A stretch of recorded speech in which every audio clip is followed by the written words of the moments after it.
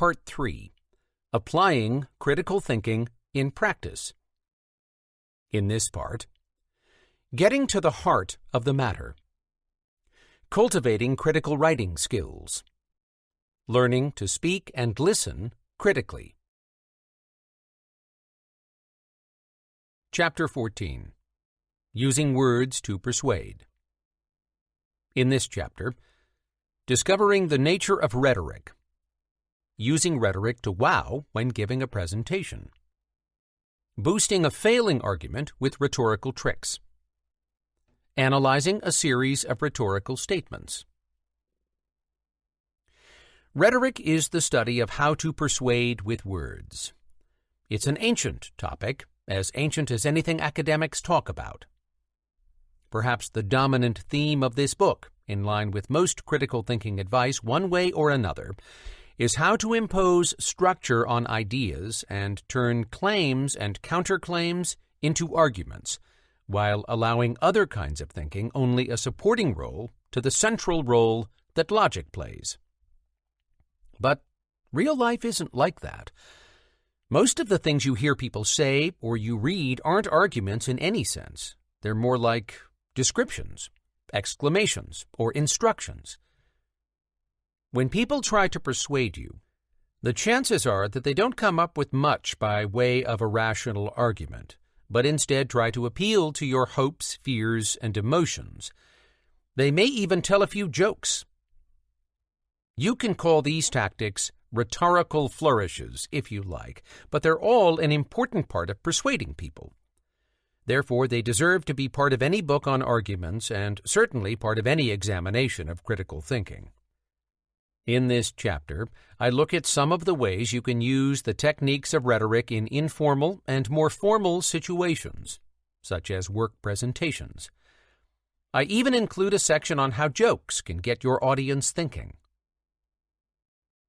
Remember, although logic tries to force people to agree with you, to convince an audience in any meaningful way, you will usually do much better by trying to win them over.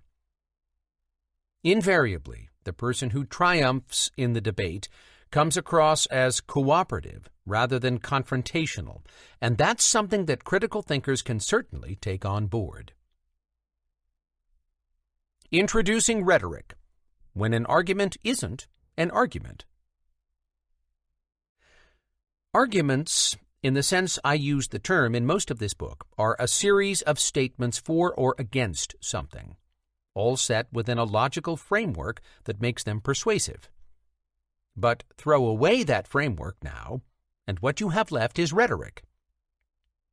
Tip: rhetoric is still a series of statements designed to persuade, but with the logic taken out and replaced by emotion, or maybe, let's be frank, prejudice. And it works, no doubt about that. This section identifies some of the elements rhetoric uses in place of remorseless logic. Choosing the overall approach. When the ancient Greeks first studied rhetoric, they identified three basic, distinct approaches, three different ways to win an argument. Logos. Facts and figures make the speaker look knowledgeable and impress the audience. Critical thinkers do this automatically, of course. Join up the facts using logical arguments and you convince people who are following carefully and are open-minded. In other words, logos doesn't win most people over, so the good speaker adds in some of the other two approaches too. Pathos. This refers to the reaction in the listeners or readers. Politicians pause to tell us about their deprived upbringing in terrible places like Scranton, Pennsylvania, or earnestly share sad tales of poor people they have been asked help. I grew up in a family where if the price of food went up, you felt it, President Biden said in his 2022 State of the Union address. But even the most clinical social scientists or academics can't resist dressing up their essays with a little tirade, angry speech, at a social injustice, or resist dwelling on examples of misfortunes or tragedies a little longer and in a little more detail than necessary for the point they're making. All of this is pathos. Warning: beware you don't overdo it and end up with bathos, which is an abrupt transition in style, for example, from a lofty, scholarly account to a highly subjective personal view, producing a ludicrous effect. Ethos. Ethos involves convincing your audience that you're trustworthy and expert. You speak or write with quiet authority. Achieving this goal is, of course, the tricky bit. The skill is linked to having charisma, a certain magical, even godlike quality. The speaker has charm, appeal, and magnetism. Some practical tips are to be honest and relatable, accurate, and modest. Politicians tugging at heartstrings. They all do it, but some are better at it than others. Take President Bill Clinton, who instinctively used rhetorical devices like repetition, inclusive language like y'all, and rhetorical questions. Clinton was both a much better storyteller than his rivals and a much better story. He was brought up in Hope, Arkansas. How great is that? And his father, William Jefferson Blythe, died in an auto accident several months before his birth. Bill was raised partly by his grandma, who gave him a love of books, while his mother was often away from home taking nursing classes. Excuse me while I dab my cheek.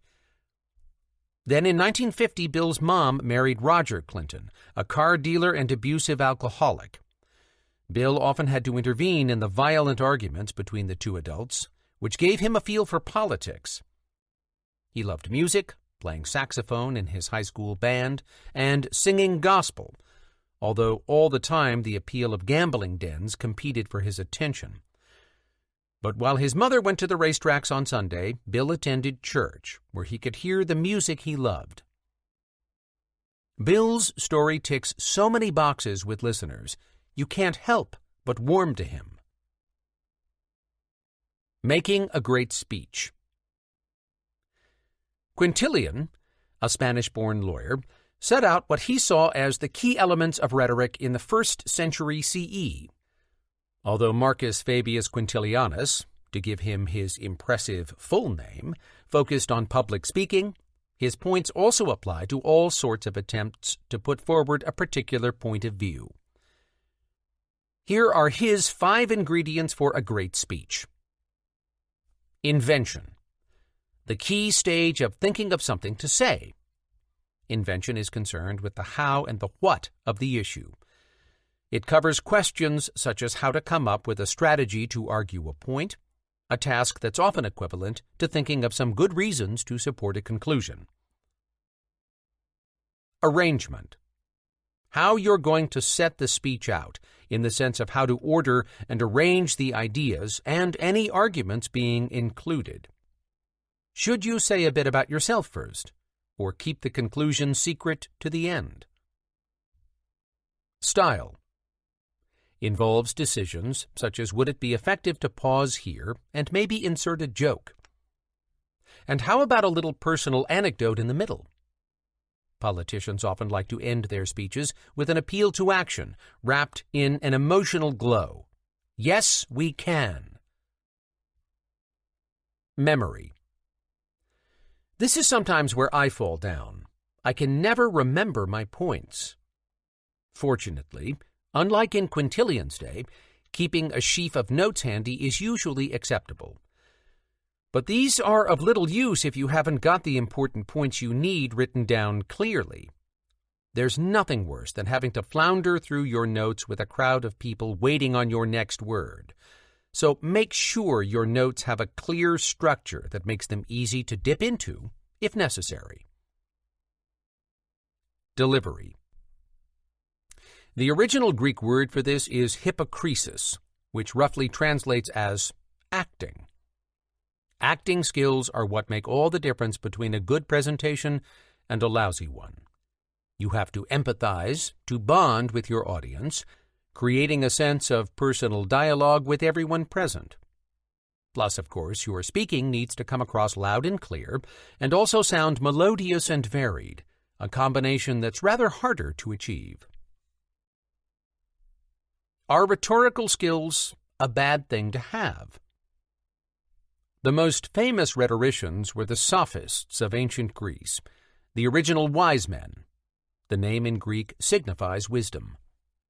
They included many great and respected philosophers, such as Protagoras, famous and controversial for having said that man was the measure of all things, a view that makes truth itself up for grabs. Indeed, many a rabble-rousing speaker has believed it justifies their positions.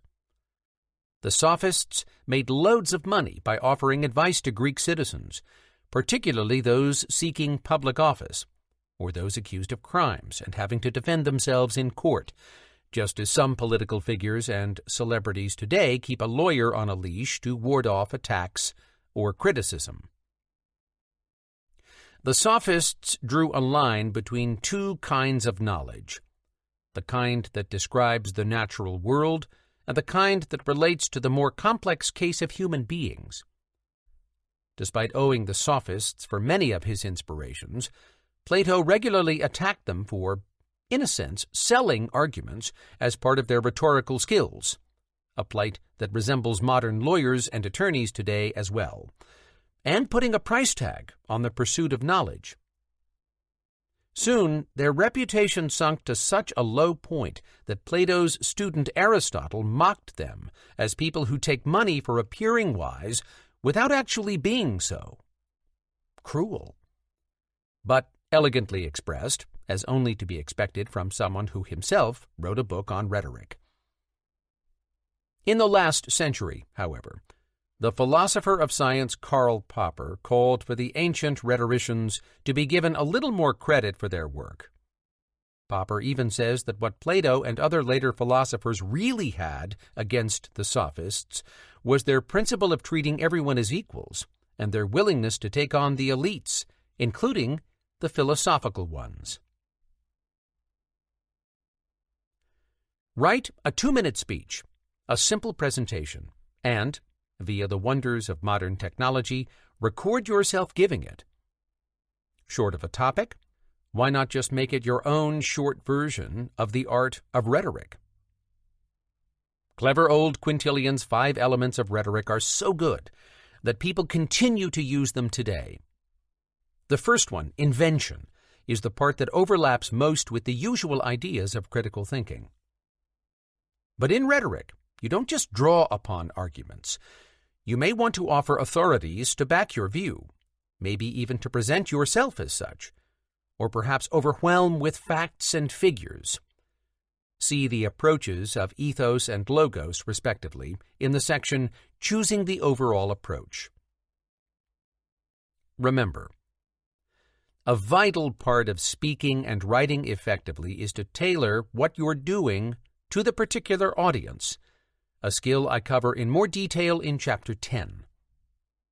For example, don't deliver a complicated, fact-heavy account to people who just need an overview, or give a weepy, emotional account to a skeptical audience.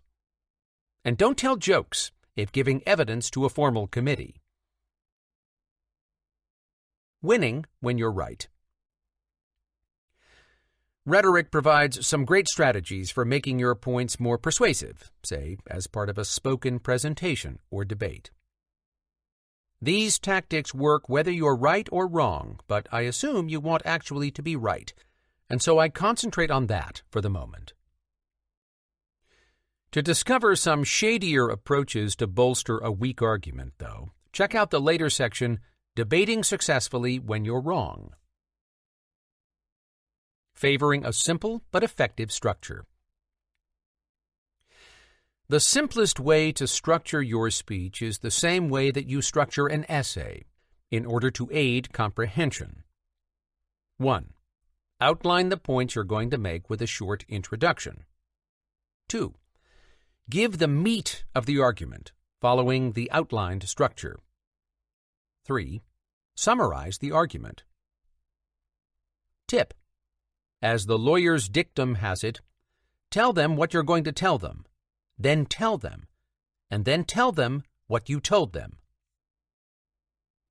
When you identify in advance your points, you let the audience know what to expect and encourage them to mentally prepare for what's coming up. Explaining in advance helps the audience to file away information and ideas, and to see connections better. Summing everything up at the end, reprising the key points you've made, isn't going to bore anyone. Instead, it reassures those who got the point the first time and gives a second chance to those who didn't. Remember, speeches in particular, and arguments in general, are much more persuasive when they're clear, which requires a structure. A structure is most useful when it is explicit, and audiences can see it. For Dummies books do this all the time, with their hierarchy of headings and the mini intros at key points telling the reader what's coming up. Repetition is a bit of a no-no in academic books and articles, but in speeches and journalism, it's a key tool. In such contexts, don't be embarrassed to repeat points. Novice speakers are often shy of doing so, feeling that the audience may spot and frown upon it. Boring. But great speakers love to repeat things. Think of some of Winston Churchill's epic speeches, such as, "We shall fight on the beaches, we shall fight on the landing grounds, we shall fight in the fields and in the streets, we shall fight in the hills, we shall never surrender." Tip: repetition is valuable in creating a pattern, reinforcing the structure of a presentation, and providing a powerful aid to comprehension. Other Churchillian tactics include alliteration and assonance, the use of the same letter or sound, to give rhythm to his speech and attract the audience's attention to certain ideas, making them more memorable. Remembering the difference between denotation and connotation. In real-life conversations and exchanges, words rarely mean one thing, and often the thing that the speaker intends to communicate is hidden behind another, more diplomatic form of language. It is useful to both be able to tell what the deeper meaning of words is, and to be able to communicate extra levels of meaning in your own words. Many words can denote roughly the same thing, but have very different connotations. Denotation: using something as a sign for something else. For example, the Jargon Buster icon denotes that the text near it explains the use of an obscure or specialized term. In other words, when you mean what you say literally, or at the very least figuratively, that is, metaphorically. For example, if you say that a new pop song literally blew your head off, you better stop talking and seek medical advice. Connotation: when you mean something else that may be initially hidden. The connotative meaning of a word may be based on implication or shared emotional association with a word. Take the word greasy, for example, a completely innocent, lovely word. Many things, such as the moving parts of engines, should be greasy.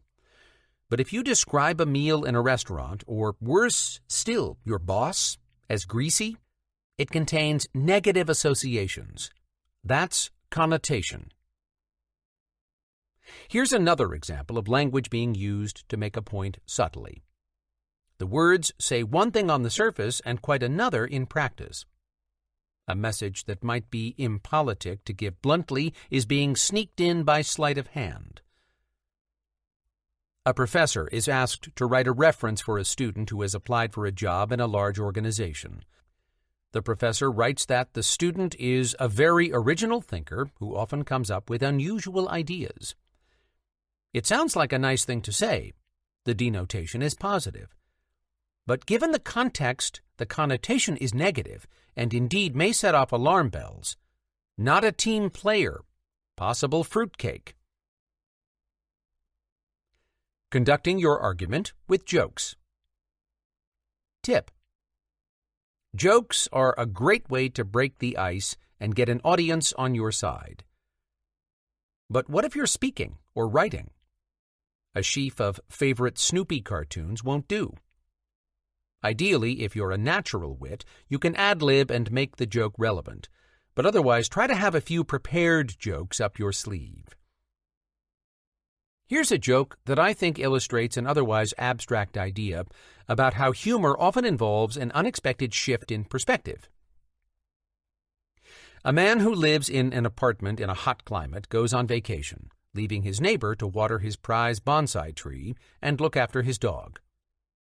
A few days later, the neighbor sends him an email to say his beloved bonsai tree has died. The news spoils the man's vacation, and he writes back rather crossly to say that at the very least his neighbor might have led up to it more gradually. For example, by saying in a preliminary email that the tree was looking a bit thirsty and he was worried about it. The neighbor apologizes, and the next day he emails to say the man's dog seems rather thirsty. Get it? As well as being pleasurable, humor is a valuable way of getting people to think. It seems to loosen up the thought processes. Warning. In many contexts, jokes are going to be considered not very respectable. Even when funny, they can be seen as inappropriate, bad form, and frowned upon. So, by all means, include a joke in your presentations and public speaking, but show a little discretion. Speaking in triples. Tip. This method for achieving rhetorical effect is simple. Whenever possible, speak in triples. Trios, triplets, and triads abound in Western culture. Just consider the memorable triads in the nearby sidebar, famous triples. What is it about triples that makes them so effective? 3 creates a pattern and offers a structure. Each triple is also a beginning, a middle, and an end. And even when there's no grand sense to the triple, it sounds right. Go for it. Just do it. Some of the most famous speeches ever delivered feature triples predominantly. Julius Caesar proclaimed Veni Vidi Vici. I came, I saw, I conquered. Abraham Lincoln's Gettysburg Address played on the power of 3 when he said, "We here highly resolve that these dead shall not have died in vain, that this nation, under God, shall have a new birth of freedom, and that government of the people, by the people, for the people, shall not perish from the earth." Famous triples. Something works about the number 3 and rousing speeches. Consider these famous triplets. From Christian theology come Father, Son, and Holy Spirit. Heaven, hell, and purgatory. 3 wise men, with their 3 wise gifts, gold, frankincense, and myrrh. From the world of politics, the 3 branches of government are executive, judiciary, and legislative. And of course, populist appeals to the deepest aspirations include life, liberty, and the pursuit of happiness in the U.S., liberté, égalité, fraternité in France. Ein Volk, ein Reich, ein Führer. One people, one empire, one leader in Nazi Germany. Nowadays, the German motto is completely different, but it's still a triple: unity, justice, and freedom. Tell people what they want to hear. In his barnstormingly successful book, How to Win Friends and Influence People, 1936, Dale Carnegie makes a very useful point for public speaking. Don't talk about yourself and what you want and need, but talk about your audience and what they want and need. Address their concerns, not yours. To be an effective communicator, pin up this little reminder. People aren't interested in me. They're interested in themselves, morning, noon, and after dinner.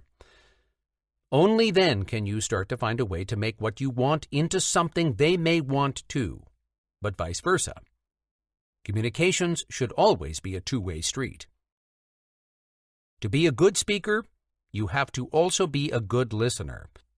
To be interesting, you have to be interested.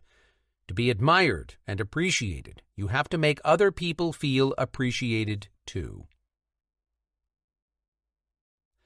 In more recent years, that natural orator, Barack Obama, a self-proclaimed fan of Lincoln, played on the power of three as he campaigned with "Yes, we can."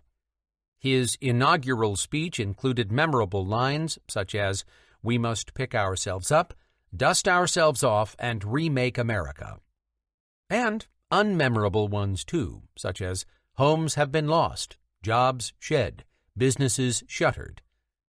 That's style for you. Debating successfully when you're wrong. In this section, I look at a few slightly dodgy tactics that, of course, you'd never stoop to, but which you may find useful to know about anyway, because other people certainly use them. These great debating tricks can make even a weak hand into a winning presentation. Making a virtue of not knowing. Remember, audiences are much more sympathetic to people who admit not knowing than they are to someone who reveals through a mistake that they're ignorant. After all, most of the audience doesn't know either, and no one likes a smart aleck. So if you don't know, shout it out loud. This is a legitimate tactic in arguments. But a more sophisticated kind of admission of ignorance is a little bit less honest. Funnily enough, when it suits them, subject experts often back up their positions by saying that no one knows certain things about an issue. The tactic has one of those wonderful Latin names that I immediately forget: the argumentum ad ignorantium.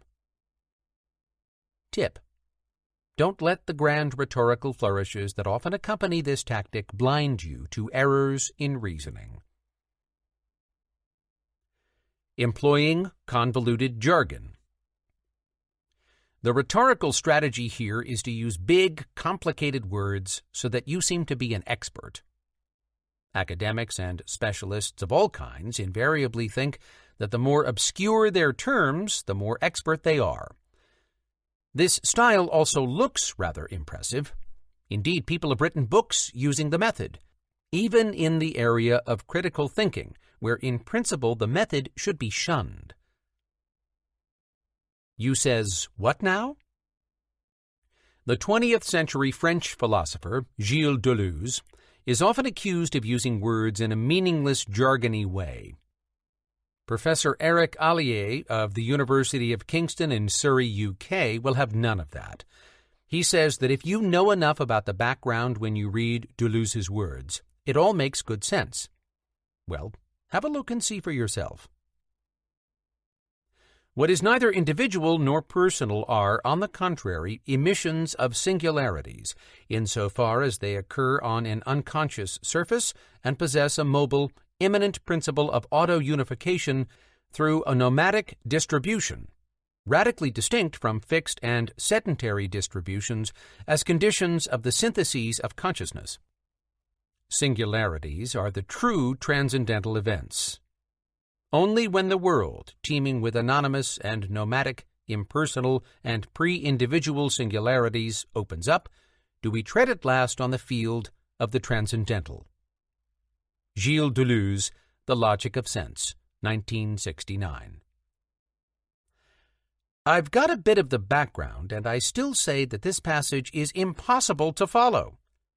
The method is a strange one in which obscure terms are strung together as if by a mad computer. All professions, and not just professors, have their special expert language, but they have to translate it if they want to talk to everyone else. Tip: the good news is that this strategy isn't so difficult. Anyone capable of regurgitating a dictionary or thesaurus can learn the technique, and it never hurts to quote some phrases from long-dead foreign languages, too. Check out the nearby sidebar, You Says What Now, for an example. Throwing in a koan.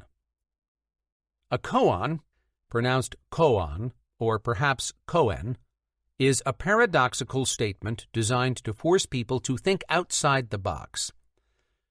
The original koans were used to train Zen Buddhist monks so that they no longer depended on conventional reasoning to understand the world, but instead understood it through sudden, intuitive enlightenment. A famous example is to ask someone to imagine the sound of two hands clapping, and then to ask them to imagine the sound of one hand clapping. Another example from literature and philosophy is Jean-Paul Sartre's description of a waiter. Sartre explains grandly that the waiter is a being who is not what he is, and is what he is not, a contradictory claim that yet contains a bit of sense and is, in its own way, a koan. Warning. This method of asking people to think about things that literally don't make sense is characteristic not only of many academic philosophers, but also of many other people in public life. I'm thinking of those political types again. These people advance a position, qualify it, and then finally suggest a contrary position that negates the original assumptions. They then tell the audience that their answer is present somewhere in this contradictory mix of assumptions, if only the audience were clever enough to follow them. Conducting your arguments via questions. What for, you may say, immediately using the strategy. Why not, I would reply, doing likewise, and maybe add, doesn't everyone? And how many of the great thinkers can you name who didn't do that? Tip. The built-in advantage for the questioner is that asking a question is almost always easier than answering it. But beware of the yes-no variety, which can leave the questioner looking long-winded. Take a complicated and long-running debate, like that about evolution, for example. The issues are things like whether or not human beings really are the random product of billions of years of random mutations, or whether some kind of supernatural element needs to be imagined, such as God. Someone skeptical of scientific explanations can easily ask, if you think the theory of evolution explains the world, then can you at least give the basic outline to explain how people evolved from hydrogen atoms? The questioner barely needs to know the first thing about what they're asking. Great! What's more, even if the speaker brilliantly deals with that question, the skeptic can simply nod appreciatively and bide their time for another complicated query. The speaker does the work, and the questioner gets the credit. Smart students know this trick, of course. Or the person can turn the question into a list of things to be explained, just to be on the safe side. Tip. Complex questions, to use the technical term, where a series of things that ought to be kept separate are strung together, can be useful too. But the more complicated they get, the more they run the risk of annoying the listeners. In the evolutionary debate example, a complex question might be, how did birds develop wings, and in what ways is it similar to or different from the mechanism that explains how birds evolved from dinosaurs? The fact that the issues joined together in the question may be logically quite different isn't the questioner's problem. They can smile sweetly and leave the expert to sort out the mess.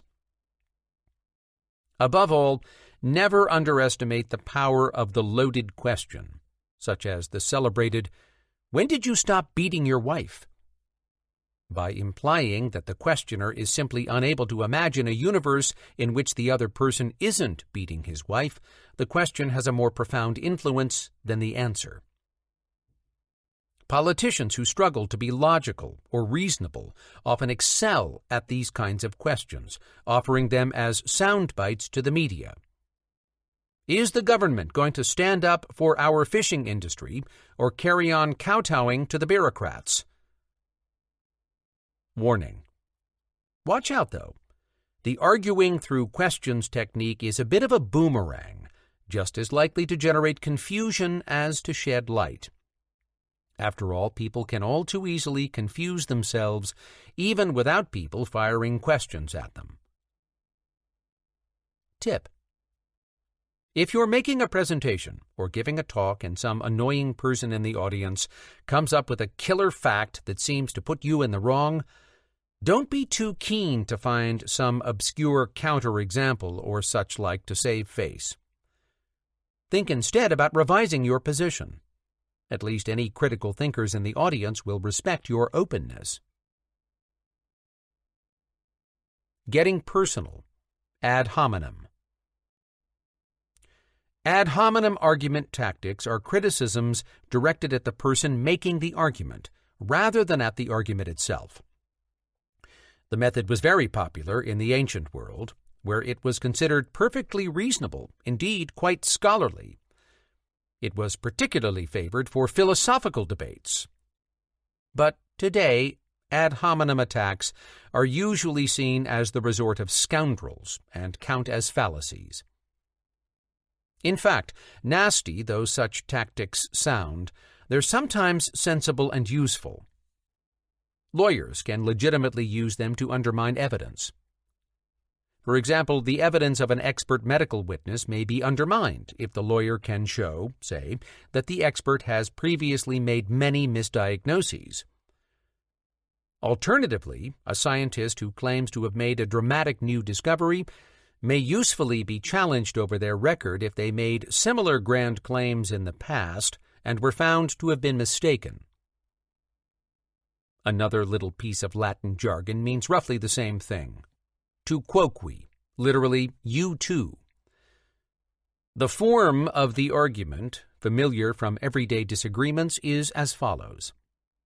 You tell me not to leave my dirty cups around the house. You leave dirty cups around all the time. Therefore, your view is dismissed. Remember, the argument can carry legal weight, too. At the Nuremberg trials, held at the end of the Second World War, German officers accused of violating the laws of war by using American uniforms to infiltrate Allied lines successfully used the tu quoque argument to defend themselves. They introduced evidence that the Allies themselves had, on at least one occasion, worn German uniforms. In 2012, Prince Harry was embarrassed after he was photographed at a private party wearing a German uniform. Alas, despite having had one of the most expensive private educations money can buy, he didn't seem to know to use the tu quoque argument and respond, "But the best British heroes have worn Nazi uniforms too," to defend himself. I'm joking, because a relevant difference is that the war heroes disguised themselves to carry out vital acts of sabotage, not to go to parties. Point is, a lot of you do it too arguments miss out on crucial aspects of context. Warning: I've had a hard day. Human nature means that people tend to think more generously of themselves than of other people. When you're looking at your own actions, lots of reasons can explain why you didn't do something as planned. For example, when you forget an assignment was due, it was because there were exceptional circumstances. The coffee ran out, and when you went to borrow some, you got talking.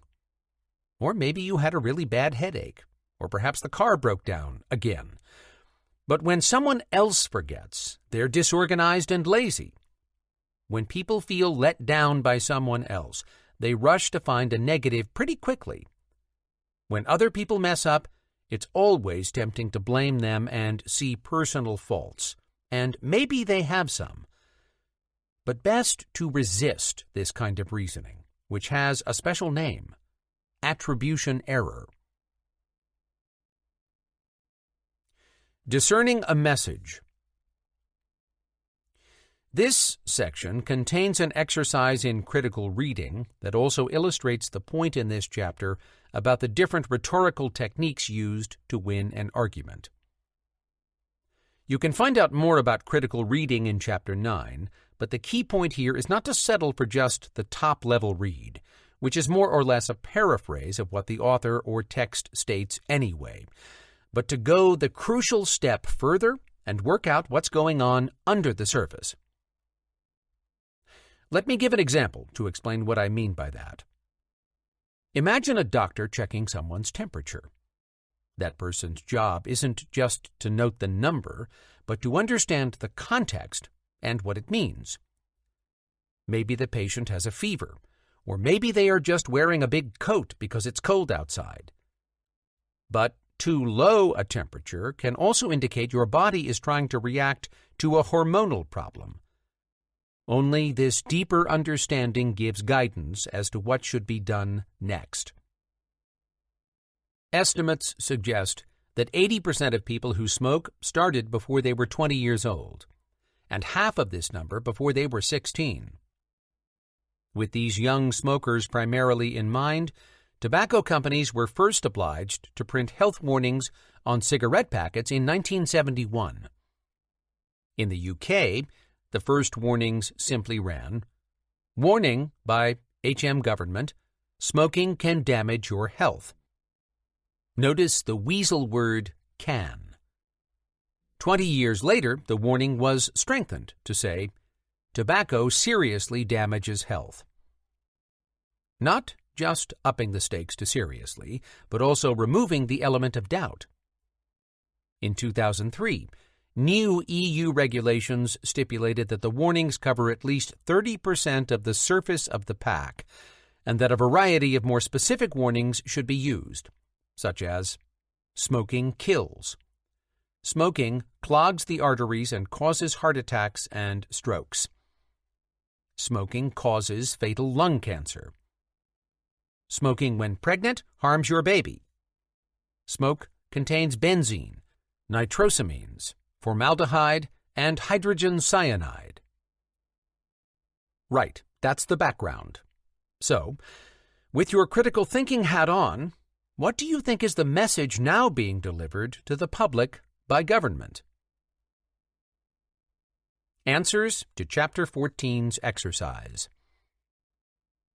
Here are my thoughts on the smoking warnings exercise. Literally and logically, of course, the message is that smoking is very dangerous and maybe should be avoided. That's the message if logos, facts and figures, decides the target readership's reactions. But some psychologists, such as the contemporary Swiss-American Clotaire Rapaille, say that the message being delivered, particularly to young people, including children, who were the government's main targets for their campaign, was that smoking was part of a forbidden, adult, risky world. In short, the message is that smoking's desirable and cool. Paradoxically, the more dire the warnings, the more many young people felt that smoking was something subversive and hence desirable. It's that difference between denotation and connotation again. You maybe won't disagree with smoking being dangerous, but most of us know that the effect of being told something is strictly forbidden is to make doing it seem more attractive. Perhaps realizing this, or maybe just because the figures for youth smoking showed the warnings were less effective than anticipated, in 2003 the EU decided to add not more arguments but ghastly pictures of supposedly smoking-related diseases to cigarette packs. This approach was a shift away from the use of logos and logic to the use of pathos and its appeals to fear and the emotions. Chapter 15. Presenting Evidence and Justifying Opinions. In this chapter, spotting everyday, unreliable evidence. Questioning scientists. Struggling with statistics. Astronomy is a good example of a hard science where many people think that facts are facts, and opinions are at their best facts in waiting. But in plenty of cases, the facts turn out to be a matter of opinion, and the consensus view changes over time. In this chapter, I take a thorough look at the difference between facts and opinions in everyday life as well as in the realm of scientific knowledge, and try to separate those that deserve your respect from those that don't. I also cover the confusions that can result from numbers and statistics, and give you a chance to test run your own critical thinking skills with a real debate, whether those beeping smoke alarms really save lives or just annoy people. Challenging received wisdom about the world. I don't want to startle you. Well, maybe a little. But an awful lot of what people tell you they know for certain is wrong. This section will give you some new perspectives on how facts and opinions become blurred and impact on the decisions you make in your everyday life, such as what to do if you have a cold, who you vote for, or what you choose to eat. Lesson 1 in critical thinking is that you need to always be aware that what you think on any issue may be wrong. For most people, that bit's easy. That's why students often look things up online or in books instead, as do scholarly authors and journalists. Warning. Lesson 2 is harder to learn. What you read in books or encyclopedias, let alone online, may be wrong too. A lot of people never seem to quite get to grips with this idea. Even prestigious academic journals regularly publish papers that are factually challenged. Some of the views ought to be suspect because they're facilitated by large research grants or based on studies conducted by activist campaigners. Remember that claim that the Himalayas would melt in 30 years? That went past the highest and most distinguished panel of scientific experts ever, the International Panel on Climate Change. Yet, the original research was the work of a couple of green campaigners and amounted to little more than speculation. Investigating facts and opinions in everyday life.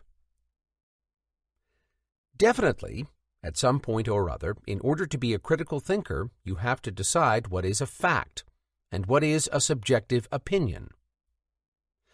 The need to do this touches every area of life, far more than you probably realize. See the nearby sidebar, Defending Society Against Science, for some warnings.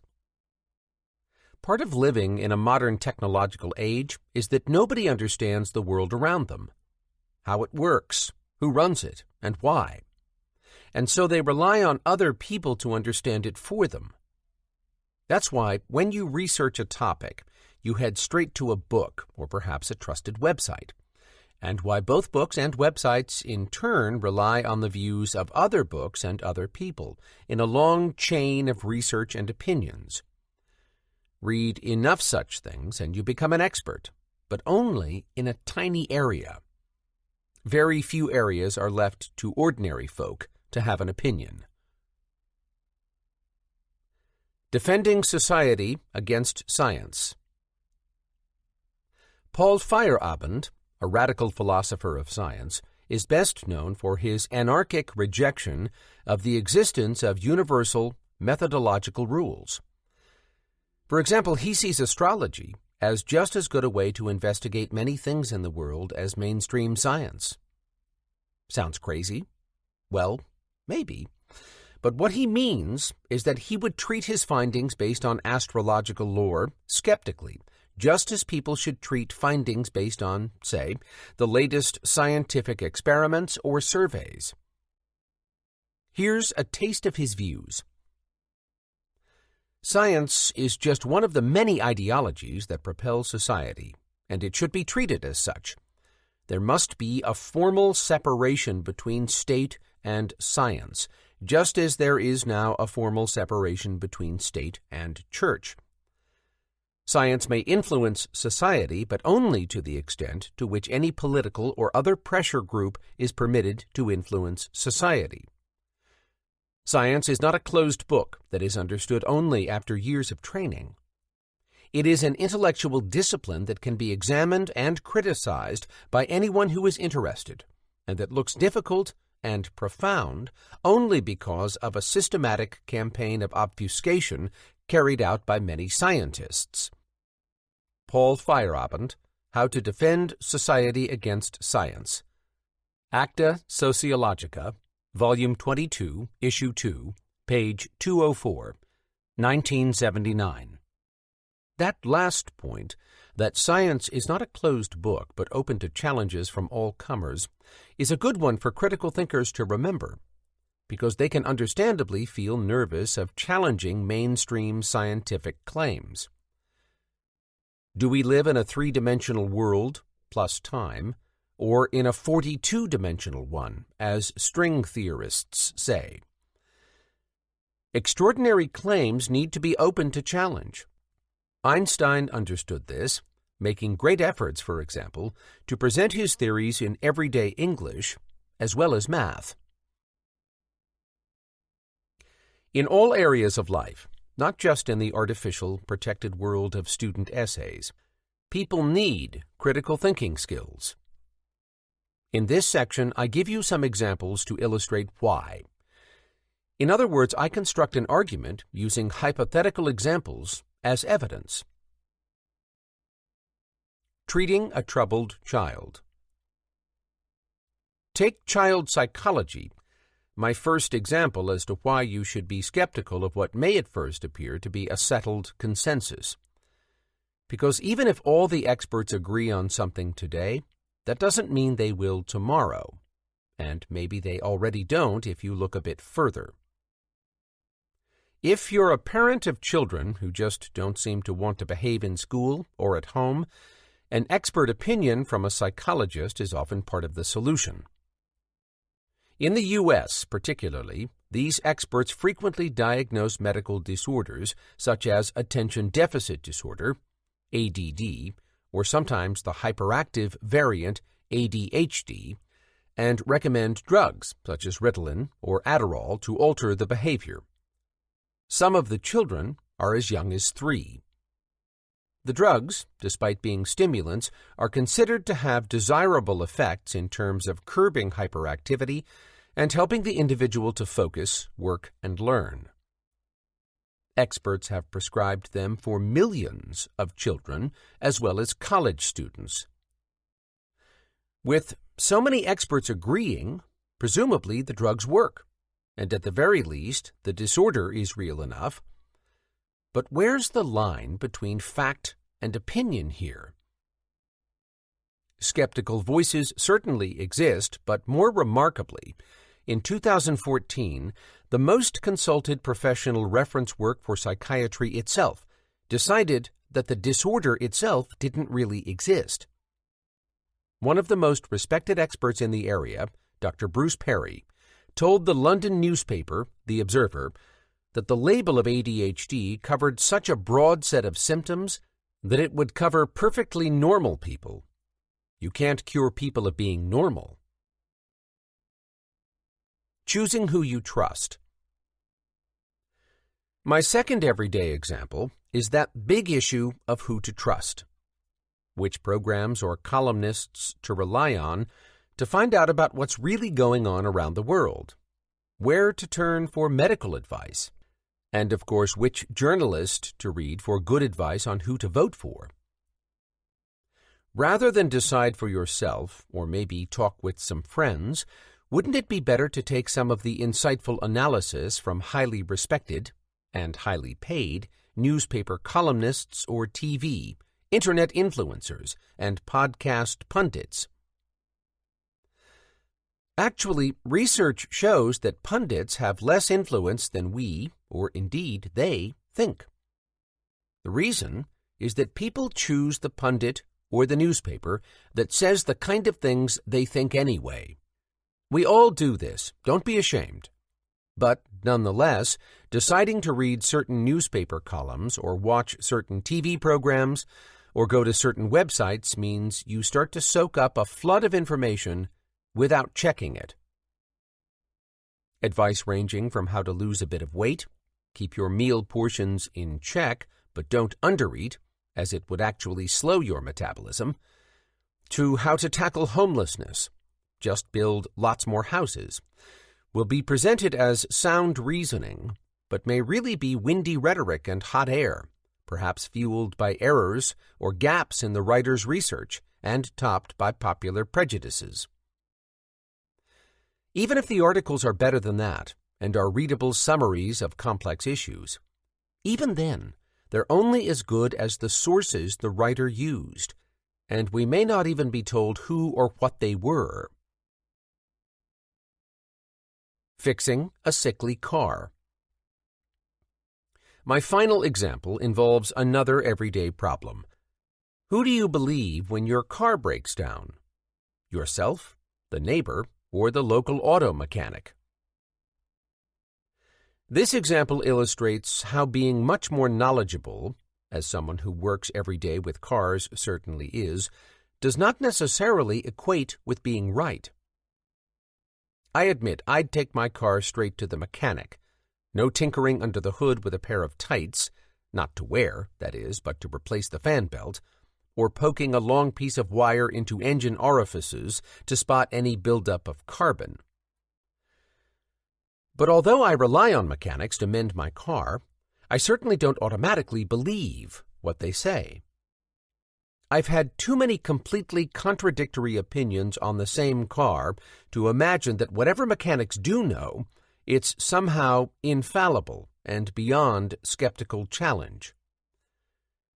As many a consumer TV program has shown, a car secretly prepared to have either no faults or, more excitingly, to have one dangerous one, can be taken around to as many places as you like and have as many different expert diagnoses and expensive repairs as you choose to pay for. Yet, alarmingly often it seems, the diagnosis and repair do not correspond to the fault. Put another way, it pays to be a bit skeptical next time someone says your big end needs replacing. Trust me, I have a PhD. The top economists were insisting that they'd solved the problem of boom and bust, and then the whole U.S. banking system collapsed, dragging the rest of the Western world into recession. Robert Lucas, the winner of the 1995 Nobel Prize for Economics, for example, declared in 2003 that the problem of economic depressions had been finally eliminated. And then in 2008 came the bursting of the bubble. What about doctors? Not long ago, they traveled in wooden wagons painted with outrageous claims, dispensing colored water in fancy bottles to cure various ills. Evidently, these were not real doctors, but crooks and charlatans. But brightly painted wagons impressed people back then. Nowadays, doctors train for many years and read lots of books and government and pharmaceutical advisories. But is it ultimately only to achieve the same effect? Could it be that the huge transnational companies with gleaming steel and glass-fronted laboratories today make modern-day colored water? Why do I ask that? Only that for all the advances in medical science, which have certainly produced some remarkable improvements in human health, research also shows that some treatments and prescriptions continue to be not only inappropriate, but actually dangerous. Over the past couple of decades, some heavily prescribed drugs, such as sibutramine, Resolin, troglitazone, and Vioxx, rofecoxib, three high-profile examples of drugs for weight loss, diabetes, and arthritis, respectively, approved by the FDA, have been withdrawn from the market for posing unacceptable risks to patients. Meanwhile, the benefits of food and fresh air are played down. However, if people sometimes suspect that scruffy overalls-wearing mechanics aren't as expert as they seem, the experts in suits still get automatic respect. Expertise is all about appearances. Check out the nearby sidebar, "Trust me, I have a PhD," for more examples. Eat my fatty shorts. What is a healthy diet? This section describes some food controversies to illustrate how medical experts sometimes present opinions as facts. Don't be confused by its constant claims to the contrary. Medicine is just as much a creature of fashion as any teenager buying into the latest fad. Take one myth you probably assume is a fact. Fat in food is dangerous for you. A consensus built up around this idea during the 1970s, along with the conviction that enormous flares on trouser legs were cool. This consensus, the food one I mean, still exists, even though it never had any scientific basis, and a lot hinges on the type of fat. You can read more about this in Chapter 2. The key point, however, is this. The evidence for fatty foods causing heart disease involved cherry-picking the research. Countries where the statistics supported the expected fatty diets equal high levels of heart disease were included in the final survey, and countries where the evidence pointed the other way were excluded. A preference for positive outcomes, meaning facts that fit the theory, and often findings that fit the researchers' or companies' requirements, is the elephant in the room for evidence-based medicine. Take, for example, a U.S. study of drugs prescribed as antidepressants published in the New England Journal of Medicine in 2008. Television ads promoted their benefits. 1 in 4 middle-aged American women were apparently on these. But were the drugs helping? Of 74 trials submitted to the FDA for evaluation, about half had positive outcomes.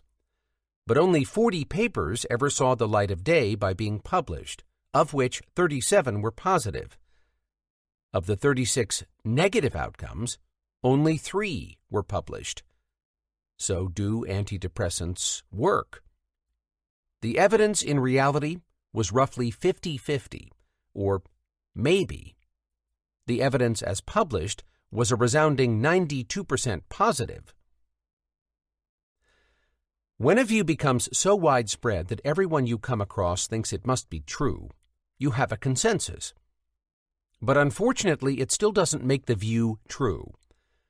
Notice that no one is lying about the drugs, but the evidence has been skewed and distorted. Digging into scientific thinking. It's easy to assume that with so many things being discovered every day, and the Internet apparently providing one-click answers to everything you can think of to ask, there must be simple and hence knowable answers to everything. This section is about how, in fact, many questions have no answer. Paradoxes and contradictions sit at the heart of math and physics, every bit as much as they do in other areas of life, where you may more expect to find them, areas such as politics or even human relationships. Sounds weird? Read on. In the process, you will pick up some big ideas for the evaluation of even little debates. One such idea, invaluable for critical thinkers, is to recognize that arguments that neglect the complexity of issues often mislead, and generalizations need to be openly admitted and abandoned where necessary. Changing facts in a changing world. The idea that facts are facts and fixed forever is one of the things that makes them so useful and seem so very different from opinions, which people change all the time. That's certainly one of the assumptions in the famous claim, well, famous within philosophical circles, of the French mathematician Pierre-Simon Laplace, back in the 18th century, that knowledge of facts bestows almost godlike powers. He wrote, "We may regard the present state of the universe as the effect of its past and the cause of its future. An intellect which at a certain moment would know all forces that set nature in motion and all positions of all items of which nature is composed, If this intellect were also vast enough to submit these data to analysis, it would embrace in a single formula the movements of the greatest bodies of the universe and those of the tiniest atom. For such an intellect, nothing would be uncertain, and the future, just like the past, would be present before its eyes. Pierre-Simon Laplace, A Philosophical Essay on Probabilities, translated by F.W. Truscott and F.L. Emery, Dover Publications, 1951. If Laplace were alive today, Google's immense collection of facts would appear to be getting near to his dream. Or would it? Problems exist with the idea that facts are facts, and that you can dream one day of collecting so many of them that you can start to predict everything else from the ones that you have already.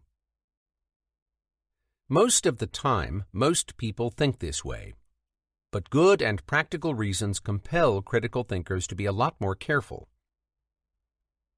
Take the work of Edward Lorenz, a mathematician and meteorologist. In the 1960s, as weather modeling was starting, he found by chance that if he adjusted the numbers entered into his weather models by even the tiniest amount, the weather predicted could change from another sunny day in Nevada to a devastating cyclone in Texas. Or take the length of the lunar month. You've got a calendar on your wall that seems pretty reliable, but, as Hindu priests realized thousands of years ago, the exact time between two full moons as seen from the Earth is actually impossible to ever calculate because of what scientists call feedback effects. The moon is affected by both the Earth and the Sun, and in turn affects the movements of the Earth in a very different manner. Clearly, many things in the world aren't predictable in practice or in theory. In fact, a lot of things that affect the world aren't just hard to express precisely, they're impossible, from weather patterns to lunar months. And chaos reigns from stock movement fluctuations to the rise and fall of populations or the spreading of diseases. In terms of weather, as Edward Lorenz memorably put it, the mere flap of a butterfly's wing in one country can cause a hurricane a week later somewhere else, as a cascade of tiny effects change outcomes at higher and higher levels. Here's a quote to muse on. The truth is that science was never really about predicting. Geologists do not really have to predict earthquakes. They have to understand the process of earthquakes. Meteorologists don't have to predict when lightning will strike. Biologists do not have to predict future species. What is important in science, and what makes science significant, is explanation and understanding. Noson Yanofsky, The Outer Limits of Reason, What Science, Mathematics, and Logic Cannot Tell Us. MIT Press, 2013. Likewise, critical thinking is all about explanation and understanding, and even the best explanation involves both facts and opinions. Black Swans and the Unknown Facts. Economists are people paid very large sums of money by governments to predict important things, such as how much the national economy will grow in the next year. The Organization for Economic Cooperation and Development, OECD, charged with promoting the economic and social well-being of people around the world, for example, collected the assessments of the top economic experts in 2007 and came up with an average growth rate of 2.5% for its 34 members. It didn't foresee that the U.S. mortgage bubble was about to burst. The eventual growth rate for all the member countries the next year was 0.2%. The next year, slightly chastened, the economists predicted growth of around 1%. But instead, economies worldwide plunged 3.5% as banks and stock markets collapsed all round the world. Drawing painful lessons today from this, the OECD and the IMF, International Monetary Fund, now specifically consider alternative scenarios when trying to forecast future economic events. They try to anticipate black swan events that are essentially unanticipated because nothing like them has been encountered before. Just as everyone assumed black swans didn't exist until one day they found them living in Australia. The general lesson that you may know from everyday life, too, is that something unlikely becomes almost certain to happen given enough opportunities. The other lesson these powerful international organizations have drawn is also worth noting. They aim in their discussions and meetings to encourage a range of views and not to suppress minority ones in search of a too early, even if very comfortable, consensus. Teaching facts or indoctrinating. Skeptical philosopher Paul Feyerabend wrote that facts, especially scientific facts, are taught at a very early age and in the same manner as religious facts were taught to children for many, many years. Nowadays, people frown at children being fed dogma by priests in religious schools. Yet the truths of science and math are held in such high respect that in many subject areas no attempt is made to awaken the critical abilities of children or students. Instead, Feyerabend, a university teacher himself, says that in his experience at universities, the situation is even worse, because what he calls the indoctrination is carried out in a much more systematic manner. You probably think that scientists are quite above indoctrination, forcing their views on others, and that such things are objective, neutral, and, well, scientific. Aren't their theories, according to the influential account of Karl Popper, only accepted after they're thoroughly tested? Warning. Certainly, Popper says scientists must test their theories properly under the most difficult circumstances, for if we're uncritical, he says, then we shall always find what we want. We shall look for and find confirmations, and we shall look away from and not see whatever might be dangerous to our pet theories. Karl Popper, Poverty of Historicism. Popper described himself as a critical rationalist, meaning that he was critical of philosophers who looked for certainty through logic.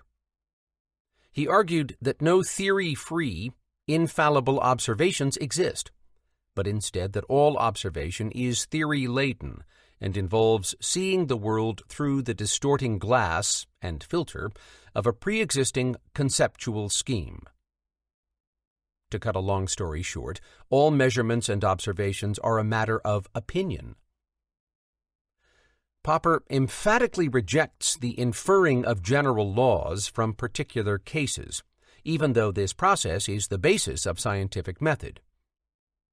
Such inferences, he says, should play no role in scientific investigation, because securing the verification of a universal statement is logically impossible. You can't prove that all rocks are heavier than water, for example, because someone may discover a new one that isn't. Did you know that there is a rock called pumice stone that floats on water? Or even that the properties of water itself changes? All scientific theories are like this, making universal claims for their truth literally unverifiable.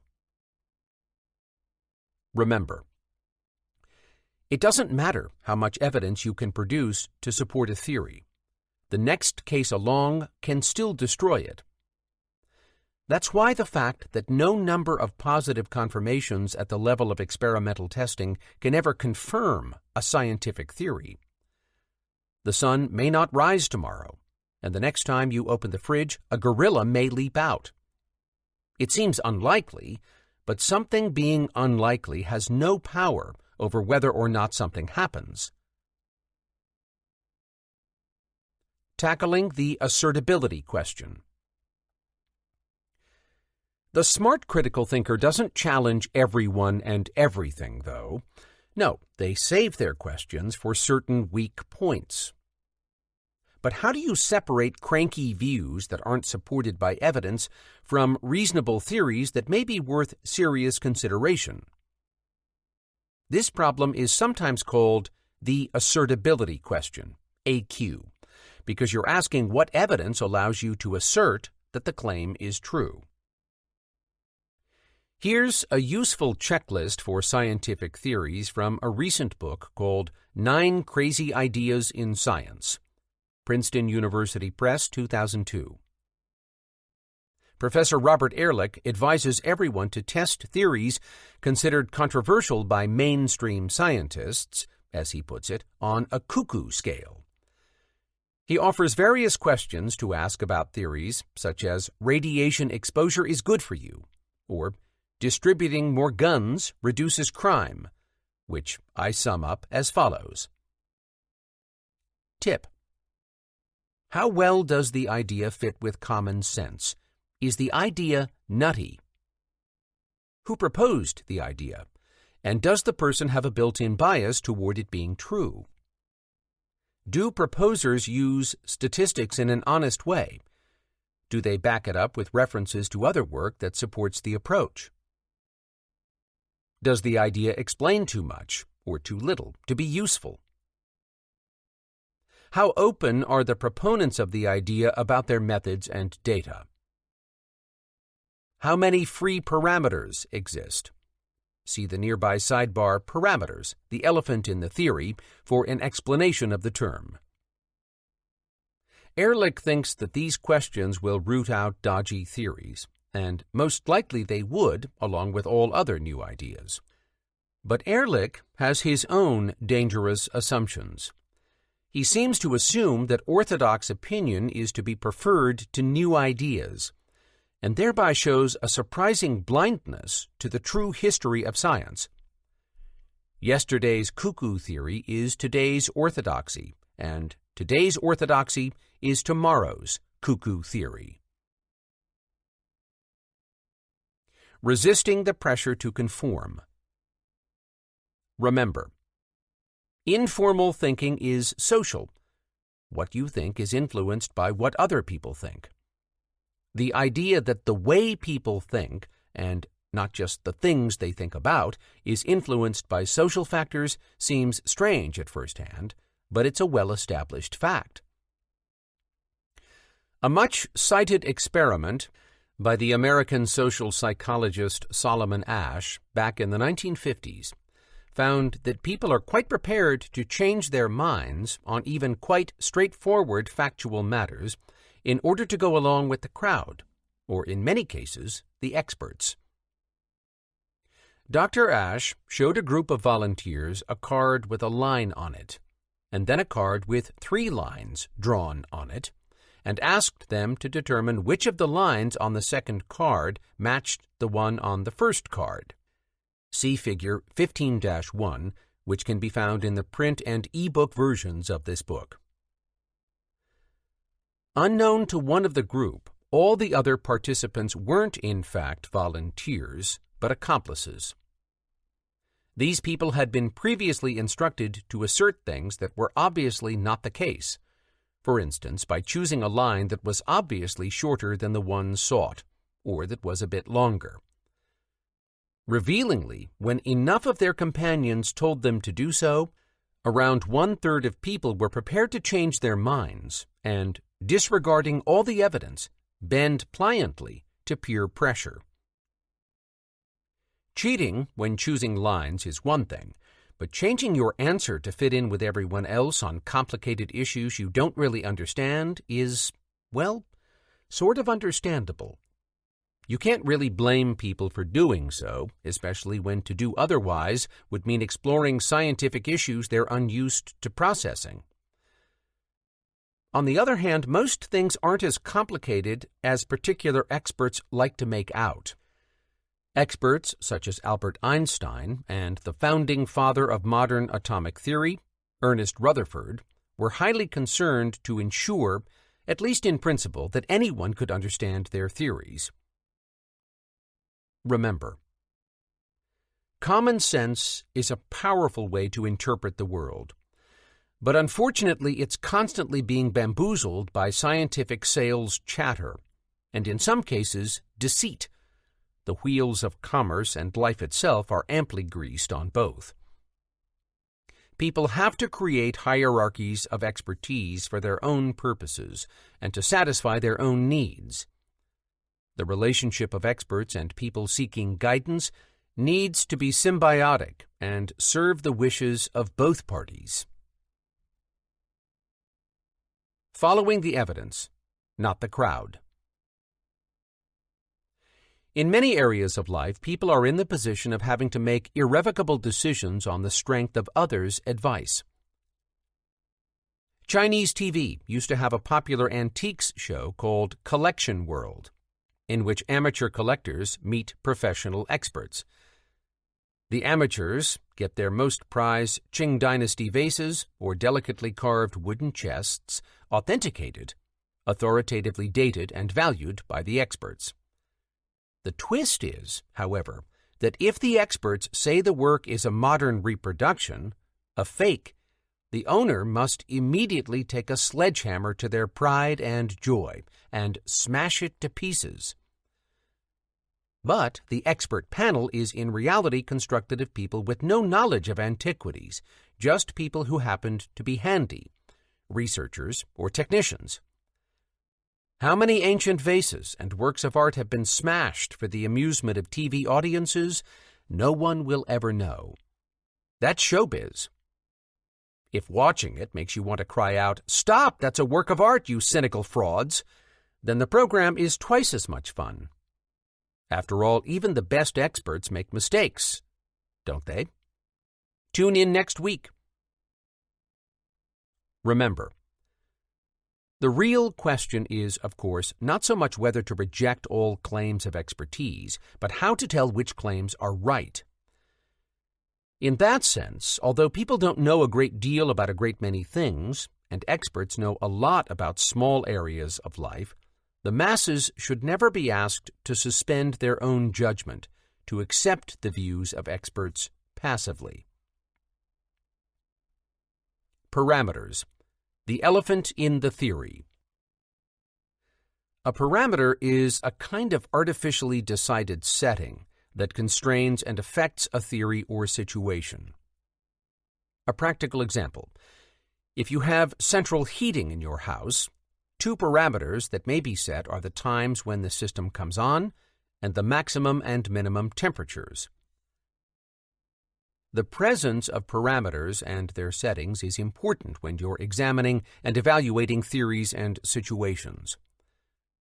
The famous mathematician John von Neumann once joked that with 4 parameters he could fit an elephant into any theory, and with 5 he could even make the elephant wiggle his trunk. The point is that if parameters are set arbitrarily, although they may well help to make the theory work, they can also make the theory meaningless. Too often, parameters are artificially set to make the theory fit the facts, or otherwise serve a particular preconceived purpose, rather than because the parameters reflect anything in the real world. Take big questions like, when does life begin? When does life end? What should people do in between those 2 points? These are scientific questions, yes, but they are also ethical human issues. An interaction is necessary, a kind of democratic interaction between those who say they know and those of us who rely on them to be our guides. Rules of the Scientific Journal. Garbage in, garbage out. One of the most downloaded papers in recent years on scientific method is Why Most Published Research Findings Are False by John Ioannidis, a Greek-American professor of hygiene and epidemiology. He writes that across the whole range of supposedly precise objective sciences, a research claim is more likely to be false than true. Moreover, he adds that in many scientific areas of investigation today, research findings are more often simply accurate reflections of the latest fashionable view and bias in the area. A number of reasons exist for this situation, all of which can be shown quite objectively by considering the context of modern scientific research. Much hinges on the correct use of statistics, and scientists are no better at this than anyone else. In particular, the smaller the studies conducted and the smaller the effect sizes in a scientific field, the less likely the research findings are to be true. The later section, counting on the fact that people don't understand numbers, statistical thinking, illustrates how statistics can mislead. Warning. At the same time, the greater the number and the lesser the selection of tested relationships in a scientific field, and the greater the financial and other interests and prejudices in a scientific field, the less likely the research findings are to be true. A similar story relates to how trendy the research is, with increased numbers of competing scientific teams resulting in an increased likelihood of the published research being, well, false. Finally, Professor Ioannidis warns, the greater the flexibility in designs, definitions, outcomes, and analytical modes in a scientific field, the more questionable the research findings. This is simply because flexibility increases the potential for transforming what would be negative results into positive results. All this explains why you often read in the paper or see on the TV news about some major new discovery making scientists very excited, followed some months later by a teeny-weeny story about the findings being not quite all they seemed at first to be.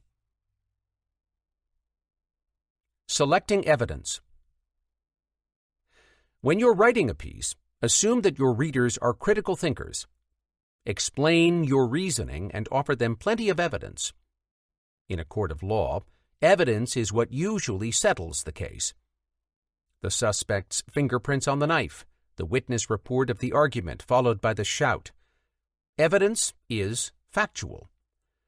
But plenty of innocent people have gone to prison because evidence was misinterpreted or maybe misrepresented. The same sorts of problems dog evidence in all academic areas too. In theory, evidence gives an objective foundation to arguments and makes your writing more than a mere collection of personal opinions. Evidence takes the form of facts and figures, case studies, and historical examples, personal accounts and interviews, or maybe images and films. The evidence or data used in your research are known as sources and are split into two broad categories called primary and secondary. Primary sources provide direct or first-hand evidence. Usually they're contemporary accounts.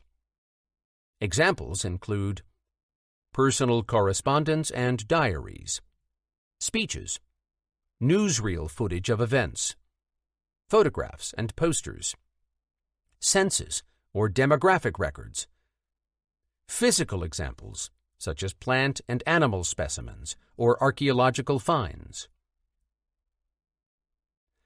Secondary sources, on the other hand, are produced sometime after an event happened.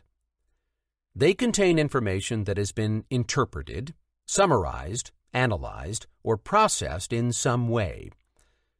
Textbooks, encyclopedias, and commentaries in newspapers are all examples of secondary sources.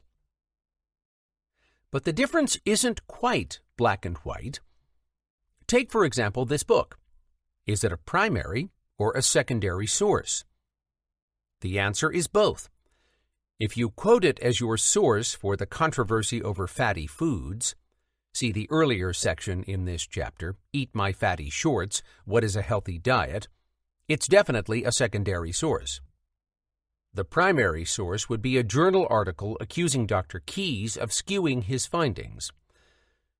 But this book would be the primary source if you want to argue that some critical thinking books are encouraging students to be suspicious of experts in certain circumstances. Proving it. Technical stuff. Proofs that produce good reasons have been studied since the time of Aristotle.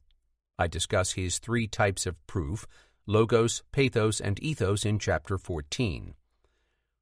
More recently, academics have added one other form of proof, mythos, proof based on the traditions, identity, and values of a group. Mythos is what drives things such as the emphasis in the climate change debate that all the experts agree.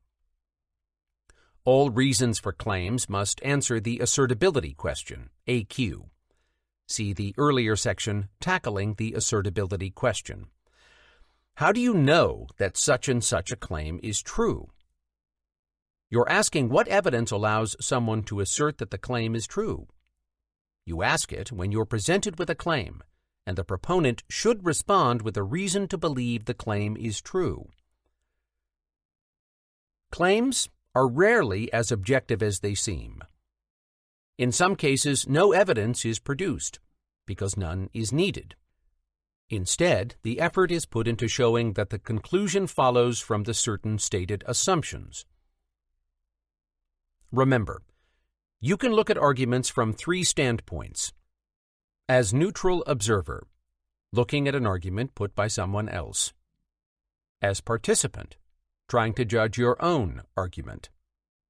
As referee, looking at arguments being debated and perhaps evaluated by others, say, in a text.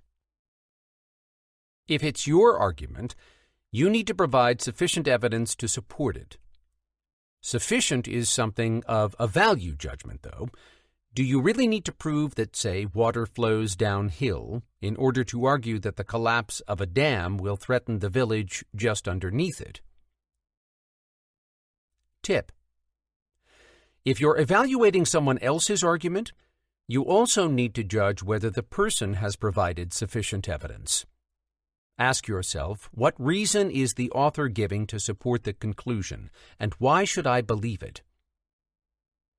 In both cases, you need to judge whether evidence offered is true and relevant. In my collapsing dam example, discussing the political situation in the country isn't relevant unless you can provide evidence that there are direct links between that and the issue at hand. There may well be. For example, the government may be in the habit of ignoring earthquake risks in order to increase the amount of electricity generated. In this case, politics is part of the apparently objective task of evaluating an argument. The other part of evaluating an argument is checking that the structure of the argument is valid. This is much less a matter of judgment and much more a matter of applying a rule book. A valid, sound, and logical argument has to be free of fallacies, as I discuss in Chapter 13. Critical thinking is about bringing things up front that may otherwise remain in the back of your head. Another advantage is that it helps to ensure there's nothing overlooked or forgotten. Tip. Here are some tips for evaluating arguments. Get the feel of the shape of the argument. Is it a chain of reasoning or a piecing together of a jigsaw of evidence? Assign weights to reasons and note any weak points in the logic of the argument. Reverse the conclusion to see how this perspective changes your view of the argument and evidence presented. It should be in direct conflict. If it's not, the reasons aren't persuasive after all. Sort the reasons into similar kinds. Look for purely logical reasons to support the form of the argument, but also examine the quality of the evidence and the methodology behind any statistics. Treat methodological assumptions with special care. In many practical areas, the methodology chosen determines the results that emerge. yet the validity of the methods themselves isn't challenged. Make sure to look for bias in the starting points that decide the methodology. Use mind maps, see Chapter 7, and doodles. Remember, if it's your own argument, you need to be particularly careful to avoid bias, which is easier said than done. Of course, you're always right. Use strategies to force yourself to evaluate your own arguments. Ask yourself, what would it mean if you were wrong? How come other people disagree? What are they seeing differently? See the nearby box, Hats Off to Edward, for some ideas. Hats off to Edward. Edward de Bono, the writer and philosopher who made the term lateral thinking famous, has a novel suggestion for evaluating arguments. He says people should imagine putting on one of 6 different colored hats, and then evaluate the material in a particular way for each hat. Here's my summary of his 6 hats. White hat. How you're probably used to being told to think, treating texts as factual information and looking at them coolly and objectively. Red hat. Look at the text allowing full rein to your intuitions, your emotions, even your prejudices. Yellow hat. Look for things that you like about the text. Black hat. Look for faults, errors, and weaknesses. Find fault. Ask yourself, what has the author forgotten to look at? Maybe even deliberately left out. Green hat. The hippie hat.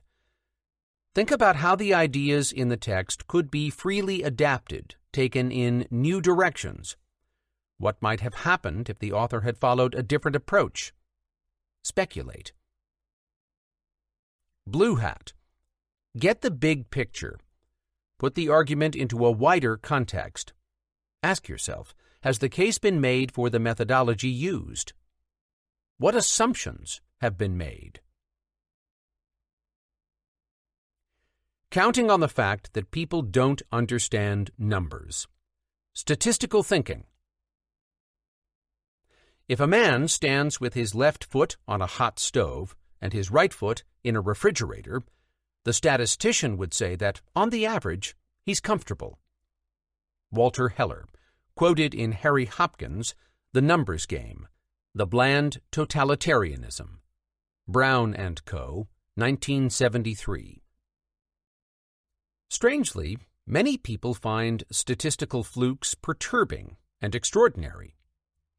For example, a run of 40 tails when tossing a coin, or a set of perfect hands dealt out in bridge, all spades to one, all hearts to another, and so on.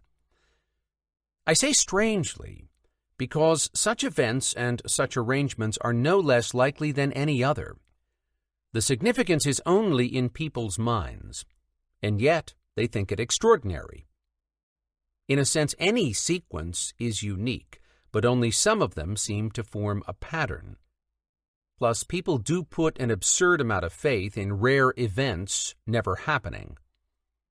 As George Carlin, the American social critic, puts it, think about how stupid the average person is. Now realize half of them are dumber than that. George Carlin mocks those of us whose eyes glaze over a bit when statistics are introduced. But, well, facts and stats are hard to separate, so everyone really has to learn strategies for dealing with numerical claims. The first step, though, is to become aware of the issue.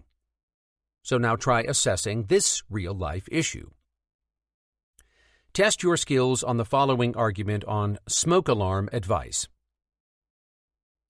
The fire department estimates that you are twice as likely to die in a house fire that has no smoke alarm than a house that does. The figure is based on U.S. research that shows that between 1975 and 2000, the use of smoke alarms rose from less than 10% to at least 95%, and that over the same period the number of home fire deaths was cut in half. In the average year in the UK, the fire department is called out to over 600,000 fires. These result in over 800 deaths and over 17,000 injuries. Many of the fires are in houses with no smoke alarm. If people had an early warning and were able to get out in time, many lives could be saved and injuries prevented. Smoke alarms give this kind of early warning. Conclusion: smoke alarms save lives. Assuming, of course, that the argument does contain a flaw, which of the following objections best describes that flaw? Objection 1. A factual objection. Actually, only about 50,000 of the 600,000 emergency calls for fires are household ones in the home, so the great bulk of lives and injuries can't possibly be saved no matter how many alarms are installed in homes. Objection 2. An objection on the principles. Millions of people never experience a household fire. Why should they be told that they have to install a smoke alarm because of the tiny minority who do? Objection 3. A logical objection. Correlation isn't causation. The drop in lives lost in domestic fires could be for other reasons than that of more smoke alarms being installed. Objection 4. A causal objection. This argument assumes that having a smoke alarm means that an early warning will sound, but no one may be around when the alarm goes off. Even if someone is, the alarm may make next to no difference in how quickly the person spots the fire, and it certainly doesn't mean that the fire department gets to the house in time. Objection 5. Another logical objection. The argument is a non sequitur because it assumes that having a smoke alarm gives early warning of fires, whereas in fact the alarm may be broken. A broken alarm may lull residents into a false sense of security by their presence, and thus make them more likely to ignore early signs of fires and sensible procedures in general. Objection 6. A practical objection. The argument overlooks the possibility that fires may not be anywhere near the room with the alarm. Objection 7. Another practical objection. The argument ignores the fact of different kinds of smoke, and that only some kinds, burning toast, for example, set off smoke alarms. Answers to Chapter 15's exercise. The real objection and weakness to the argument is Objection 3. Correlation isn't causation, and it's a very common error. The argument doesn't allow for the fact that during the 20th century, a steady trend downwards already existed in deaths from fires. In the decades before smoke alarms started to be installed, the trend downward was actually steeper. In the 1920s and 1930s, homes used open fires for heating rooms and water, as well as candles or gas for lighting. By 1950, electricity had taken over these functions in most houses, and solid fuel or gas boilers were providing hot water in more upscale homes. These changes clearly reduced the likelihood of domestic fires and thus saved lives. Here's my view of the other objections. Objections 1, 4, 6, and 7. All miss the point. A reduction is claimed for deaths in fires in homes thanks to smoke alarms, despite many of them not working, different kinds of smoke, and so on. Objection 2. Although I agree with the principle of not forcing people to have the alarms, this wasn't the argument, which is about whether or not alarms save lives. Objection 5. More of a counter-argument than a non sequitur, it seems to say that if smoke alarms save some lives by giving early warning, they may cost some lives by lulling people into a false sense of security. As I said previously, Some evidence for this makes it my second best answer. Part 5. Part of Tens. In this part, 10 logical pitfalls and how to avoid them. 10 arguments that changed the world. Chapter 16. 10 logical pitfalls and how to avoid them. In this chapter, picking up tips for real-life debates. Looking at how newspapers and politicians spin arguments. Arguments are all about providing reasons to support a position. In practice, reasons are often limited to producing so-called authorities who claim to hold the same view. Perhaps important people, important books, or, of course, God. Or perhaps they're claimed as links to future events, for good or bad. For example, countries should put a hefty tax on light bulbs and gasoline, or else the seas will rise and drown coastal cities. Such arguments are very weak, but not necessarily invalid. Why do I say they're weak? Because in the first case, they require others to accept your judgment of who's an authority, and in the second case, they beg the question of exactly what is the causal link. Remember, in logic, premises are assumed to be true, however implausible. The thing that makes an argument invalid is an internal contradiction. Here, however, I provide 10 common argumentative tactics that I strongly suggest you avoid. Not following logically. Non sequiturs and genetic fallacies involve statements that are offered in a way that suggests that they follow logically one from the other, when in fact no such link exists. The term non sequitur comes from the Latin, simply meaning that which does not follow. It's spelled with a U near the end and not the expected E, so watch out if trying to impress. A good example is that of someone arguing against wedding rings on the grounds that they must be bad because they have their origins in something bad. The historical fact of the unequal submission of women to men.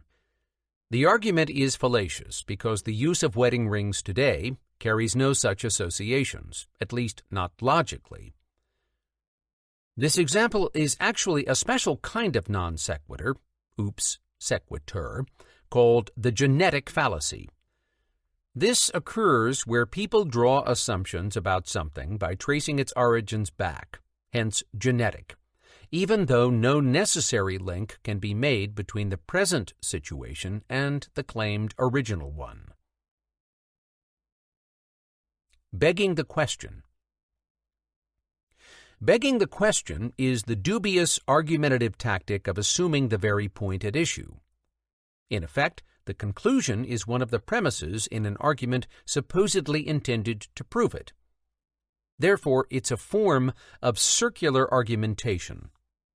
The Latin term for this is petitio principii, which literally means, wait for it, begging the question.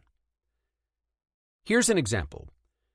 Fruit is healthy because it is packed with vitamins and nutrients. It actually looks like quite good advice, but the conclusion is simply restating the original claim in a more technical manner. What do we mean when we say food is healthy? That it contains vitamins and nutrients is surely part of it, so the essential meaning is the same. Anyway, in logic, a valid argument has to have all the true information needed in the premises to work too. So, in a sense, in order to be logically valid, you have to beg the question. Nevertheless, in critical thinking argumentation, don't do it. The reasoning of your argument should extend the information contained in the premises a bit further. Avoiding black and white thinking. In black and white thinking, or the false dichotomy to give it its slightly grand title, the arguer gives only two options when other alternatives are possible. For example, if you want better hospitals for everyone, then you have to be prepared to raise taxes. If you don't want to raise taxes, you can't have better hospitals for everyone. Logical nonsense. Plenty of other options are possible between these two extremes. Maybe money could be swapped from building roads or new missiles. Someone using this type of argument is probably deliberately trying to obscure other available approaches. You may also spot another failure of logic in this example. Like buses, fallacies often come in twos and threes. Mistaking correlation for causation. See the later section, Mistaking a Connection for a Cause. Better hospitals and higher taxes aren't necessarily linked. Healthcare can improve without increased funding, and increased funding for hospitals doesn't necessarily improve it either. Being deliberately unclear. Equivocation and ambiguity involve using a word or phrase that has two or more meanings, as though it has just one. You can hardly avoid encountering various types of ambiguity, including these. Lexical refers to individual words. Referential occurs when the context is unclear. Syntactical results from grammatical confusions. Politicians rely heavily on this kind of bad argument. Actually, here's an example of referential ambiguity from political life in the United States. President Clinton was accused of not having taken out Osama bin Laden, the man who later organized the crashing of the hijacked planes into the Twin Towers in New York. Clinton insisted that, on the contrary, he'd approved every request that the CIA and the military made of him involving the use of force against Osama bin Laden. But he didn't disclose that he'd also instructed the CIA and the military, in writing in several memoranda of notification, that he wanted bin Laden captured and treated humanely, but not killed, unless it was in the process of capture. So yes, he agreed with all the requests, but he also instructed them not to use lethal force unnecessarily. Another, rather better-known Clinton example concerned one of his lady friends, Gennifer Flowers, who alleged she had a 12-year affair with him. He said her story was untrue, and that she was a woman I never slept with. The story was untrue, however, only in the sense that it was not exactly 12 years, and he never literally fell asleep with her. Mistaking a connection for a cause.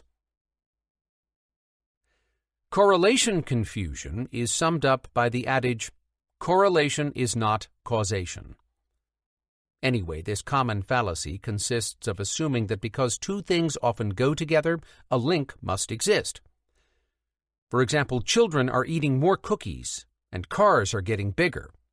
But did one cause the other? The link is spurious. Children who eat a lot of cookies may need larger clothes, but not larger cars. Don't jump to an unsound conclusion. Here's another example. If there's a serious drought, the leaves will fall off the trees. The leaves are falling off the trees, therefore there's a serious drought. You can see that such reasoning is questionable when you remember that leaves can fall off trees for plenty of other reasons, like because it's autumn. Special pleading.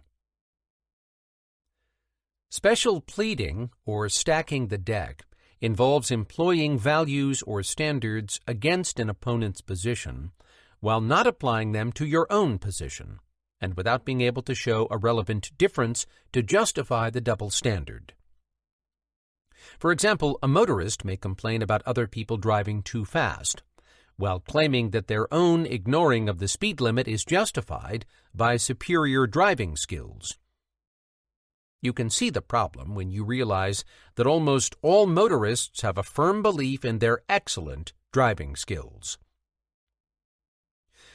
The notion is related to the principle of relevant differences. according to which, say, two people can be treated differently if and only if a relevant difference exists between them. For example, an elderly lady can ask the strapping young athlete to let her have the seat beside the door of the bus by arguing that she's frail and the athlete isn't. Thinking wishfully. Wishful thinking is about assuming conclusions just because you want them to be so. Despite the obvious problems of relying on reasoning that involves this fallacy, people do so surprisingly often. Surprising, that is, when looked at coolly and rationally. A likely explanation is that the subconscious mind finds the tactic a very good way to make its points, turning its desires into assumptions of truth.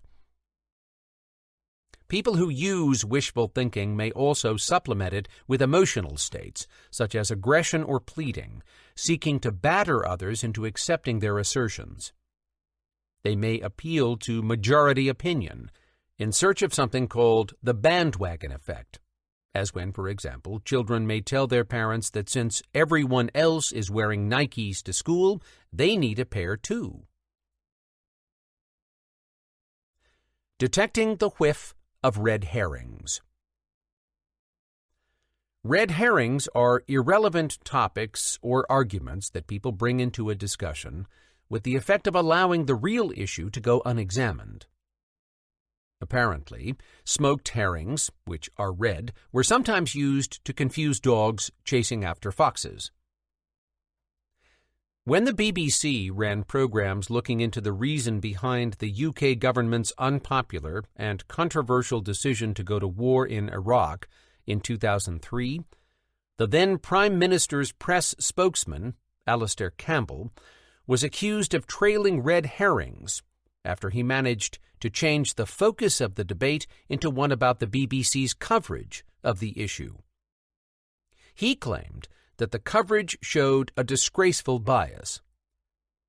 Many public debates seem to consist of a series of red herrings being dragged around, and often the only outcome is a bit of a stink. Red herring arguments can also be used in witty ways. A classic example came when, during a TV presidential debate between Ronald Reagan and his opponent, Walter Mondale. Reagan was then aged 73, which people thought was a lot then, and Mondale was 53. The reporter asked, "Mr. President, your opponent, Walter Mondale, is considerably younger than you. Do you think that with the threat of nuclear war, age should be an issue in this campaign?" President Reagan replied, "Not at all. I am not going to exploit my opponent's youth and inexperience." Attacking straw men. Straw men are similar in many ways to the red herrings of the preceding section, at least when you're talking about arguments, which I am. They're both kinds of arguments that introduce and attribute a weak or absurd position to an opponent before swiftly proceeding to demolish it. Here's one classic example of the straw man tactic. President Nixon had to respond to criticism that he seemed to have been caught red-handed misappropriating campaign funds for his personal use. Instead of attempting to deny or defend his actions, he started talking about whether or not people thought he should have let his children keep a black and white Cocker Spaniel, which a supporter had sent in a crate all the way from Texas. And you know, the kids, like all kids, loved the dog. And I just want to say this right now, that regardless of what they say about it, we are going to keep it. Nixon is no longer talking about what his opponents asked, but instead about a much weaker charge for which he could expect to win public support and understanding. He was elected later by a landslide. The straw man fallacy often involves misrepresentation of someone else's argument, perhaps by distorting the context, perhaps by crudely paraphrasing the opponent. It is closely connected with the fallacy of ignoratio elenchi, or more simply, the fallacy of offering irrelevant conclusions. Playing at Words with Humpty Dumpty. This error is named in honor of Lewis Carroll's egg-shaped character who sits on a wall, but at least he's not sitting on the proverbial fence. Humpty insists, when I use a word, it means just what I choose it to mean, neither more nor less. Here's a real-life example that involved me as part of the global warming debate. I noticed that the London Guardian, like other newspapers, kept telling its readers that carbon dioxide was the main greenhouse gas. The implication was that it was essential to get it under control to influence the so-called greenhouse effect, which keeps the Earth from icing over, but is now suspected of making it too hot. Being a stickler for accuracy, I wrote to The Guardian, citing about 10 articles where the newspaper had said this, along with some sources to show that it was unambiguously accepted in the scientific community that the major greenhouse gas is, in fact, water vapor, responsible for about 80% of the greenhouse effect. The paper, very responsibly, investigated, found that I was right, but then replied that they'd continue to say that carbon dioxide was the main greenhouse gas because it was using the words the main greenhouse gas in a special way that everyone understood and had gotten used to. Humpty Dumpty couldn't have said it better. Chapter 17. 10 Arguments that Changed the World. In this chapter, seeing how the experts argue. Getting very relative with Chuzi Chase, the Chinese sage. Unscrewing the secret formula for influencing people. Who says arguments don't change anything? Here are some famous arguments that have been seriously influential. These views certainly changed the way human society developed and evolved. Yet, curiously, all the arguments are a bit dodgy. They're not logically sound, and often not very cunning. If you think arguments have to be logical to be useful, turn to Chapter 4 to see why life's more complicated than that. The good news is that you don't have to be super logical or mega cunning to construct a great argument.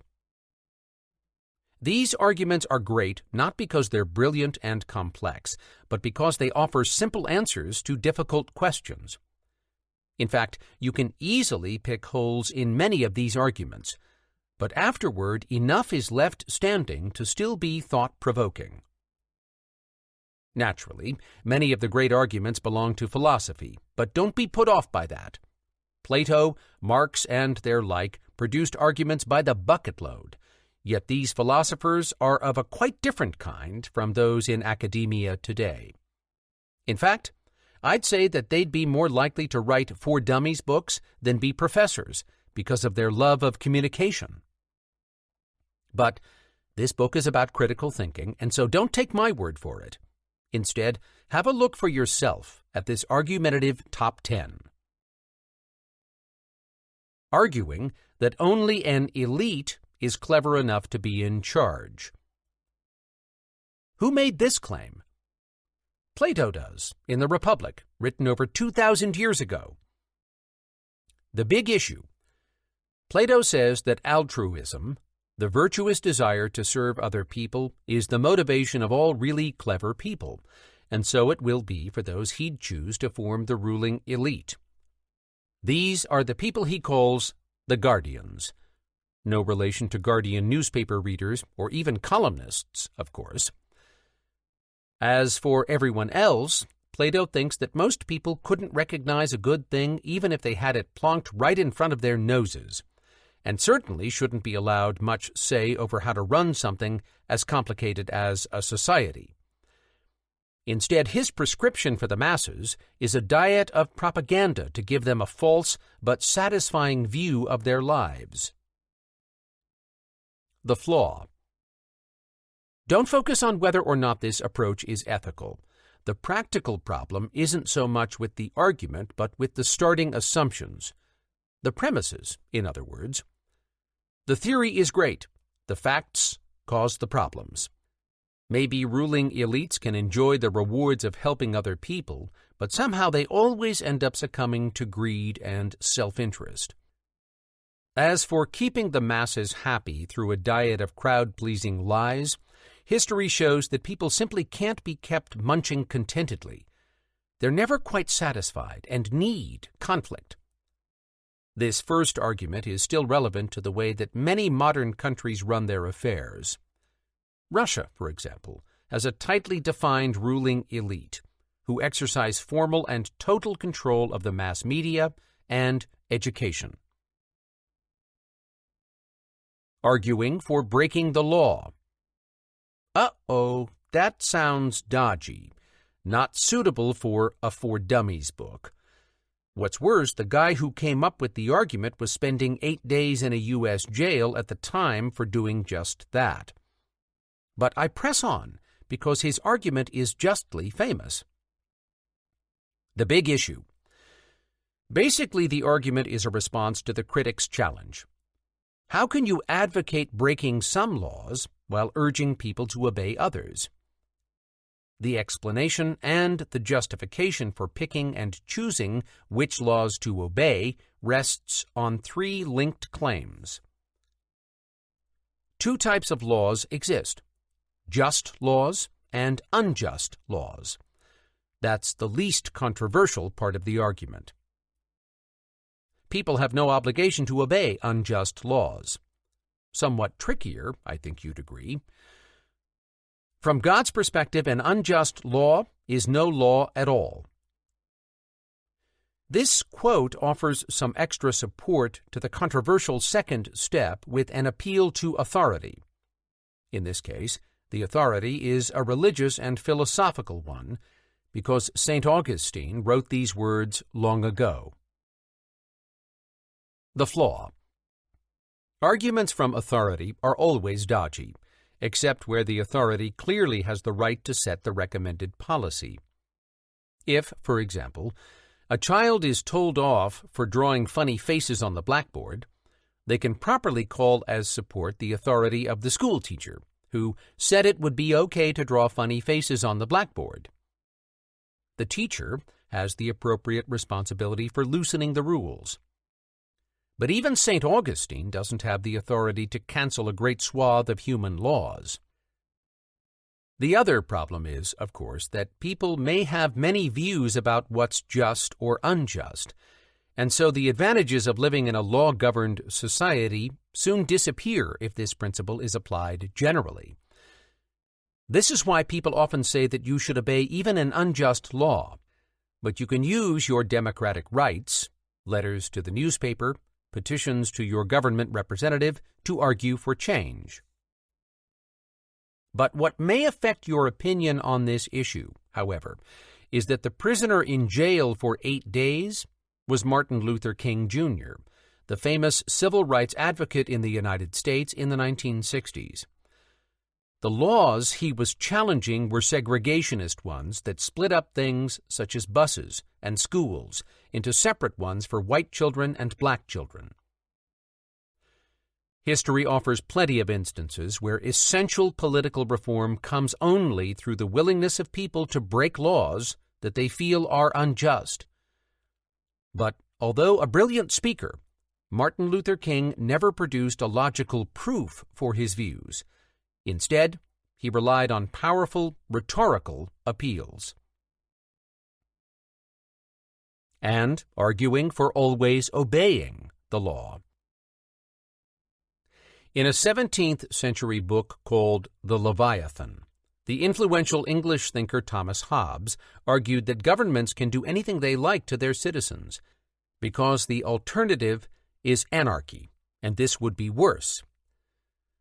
The book's publication was said to enrage God so much that he arranged the Great Fire of London as a punishment. The big issue. Hobbes says that people are basically driven by simple desires, notably for power, fame, and wealth.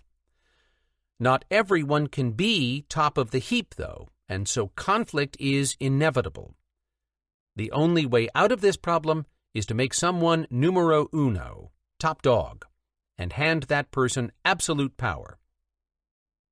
Hobbes sees the sovereign, which can be a parliament as easily as a monarch, as being all-powerful. But the worry today is more about the rights of citizens than their governments. Think about the U.S. government strategy of kidnapping people off the street and flying them to secret prisons in far-off countries to be tortured. Sounds like bad government, yes? But Hobbes argues that this kind of thing is better than allowing people so many rights that the governments can no longer control things. In fact, Hobbes says the public must accept anything the rulers say, with the one important exception that they're allowed to resist being killed. He thinks that even allowing the courts to watch over the government is a mistake, because it's a step along a path that leads to anarchy, chaos, and the famous, nasty, brutish end. The flaw. Hobbes presents the issue as an all-or-nothing deal. No middle ground allowed. Yet governments can adapt, survive, and even flourish in the face of demands, pressures, and challenges. So Hobbes's argument seems to rely on the logical fallacy of black and white thinking, offering a false dichotomy or choice. Flip to chapter 16 for more on false dichotomies, or don't. It's your choice. Arguing against a greedy elite, exploiting everyone else. Karl Marx and Friedrich Engels made this argument in their political tract, The Communist Manifesto, which appeared in the middle of the 19th century. At this time, a cruel contrast existed between a few rich factory owners and aristocratic farmers, and lots of desperately poor workers. The big issue. Given their definition of the problem, the conclusion they drew is straightforward. Abolish class distinctions and make everyone equal. The flaw. This argument is kind of the opposite of Plato's vision. See the earlier section, arguing that only an elite is clever enough to be in charge. Getting rid of the ruling elite and giving the masses power. In practice, though, Marxism creates an administrative elite to look after things on behalf of the masses. Unfortunately, as many countries found, even supposed socialist elites have a habit of being greedy and exploiting everyone else. So the original divide is back. Proving that, logically, God exists. How can you prove that God exists? For some people, a good method is to arrange some miracles, say by getting a lot of people together, instructing all the sick or disabled folks to step forward, and getting God to cure them. These events are arguments by demonstration, with each miracle providing a little bit more evidence for believers. Unfortunately, skeptics insist that every cure that doesn't happen must also be taken into account, and so they remain unconvinced. To persuade skeptics and wannabe believers alike, you do better to find a sharp-edged, logical proof. Saint Anselm, a medieval monk and logician based in Canterbury, England, came up with this argument, probably the most influential pro-God one of them all. The big issue. Anselm starts by providing a tight definition of God, such as God is the greatest, most perfect, and wonderful thing in the universe. Right? Not because religious folk say he is, but by definition. Then the saint asks whether it's better to exist in reality or only in people's imaginations. Or, put another way, which is better, having a lovely house or having an imaginary lovely house? Obviously, being real is better than being imaginary, and that goes for gods, too. Conclusion: because God is the greatest, he has to exist. The flaw. Beware of arguments that start by offering definitions. Often the conclusion is built into the definition. Having said that, to be logically sound, the conclusion has to be contained in the starting assumptions. So, let that flaw go? Well, a contemporary of St. Anselm pointed out that people could use this proof to demonstrate the existence of anything, as long as it's defined as the best example of its kind. For example, imagine the most perfect holiday restaurant possible. It's open 24/7, full of celebrities, no rowdies, and serves lots of veggie food. Well, that's my definition. Will the meals be free? Yes, because that's better still. Does it exist? Well, surely not, because of the logic of this argument. Proving that, in practice, God doesn't exist. Lots of people don't think that a God or gods exist. But how do you persuade others? Probably the most influential "there is no God" argument is the one called the problem of evil. The big issue. The problem of evil is a simple but persuasive argument. It says that if an all-powerful, all-knowing God exists, who wants the world to be the best possible place, full of happy people and good things, something like you see imagined in TV ads for detergent, God wouldn't allow at least some of the very nasty things that evidently go on all the time. The flaw. I'm afraid one doesn't exist. This argument seems pretty watertight, or if you're in America, airtight, meaning that it is hard to see any flaw in it. God is required by definition to be all-powerful, all-knowing, and set on making the universe a good place. However, if evil and suffering exist, then God is either not all-powerful and all-knowing, or not totally committed to making the universe a good place. But evil and suffering do exist, and so it follows that this kind of God doesn't. Actually, many gods in the past have been quite violent and even prone to acts of astonishing cruelty. But these days, we don't think those gods ever really existed. Nonetheless, the compassion that is the key characteristic of the Christian God does seem to require that either God is not omnipotent or not quite as loving as the churches tell us. Houston, we have a contradiction. Perhaps the best response that believers can come up with is to say that God allows things that seem bad to humans to occur in order to achieve greater things.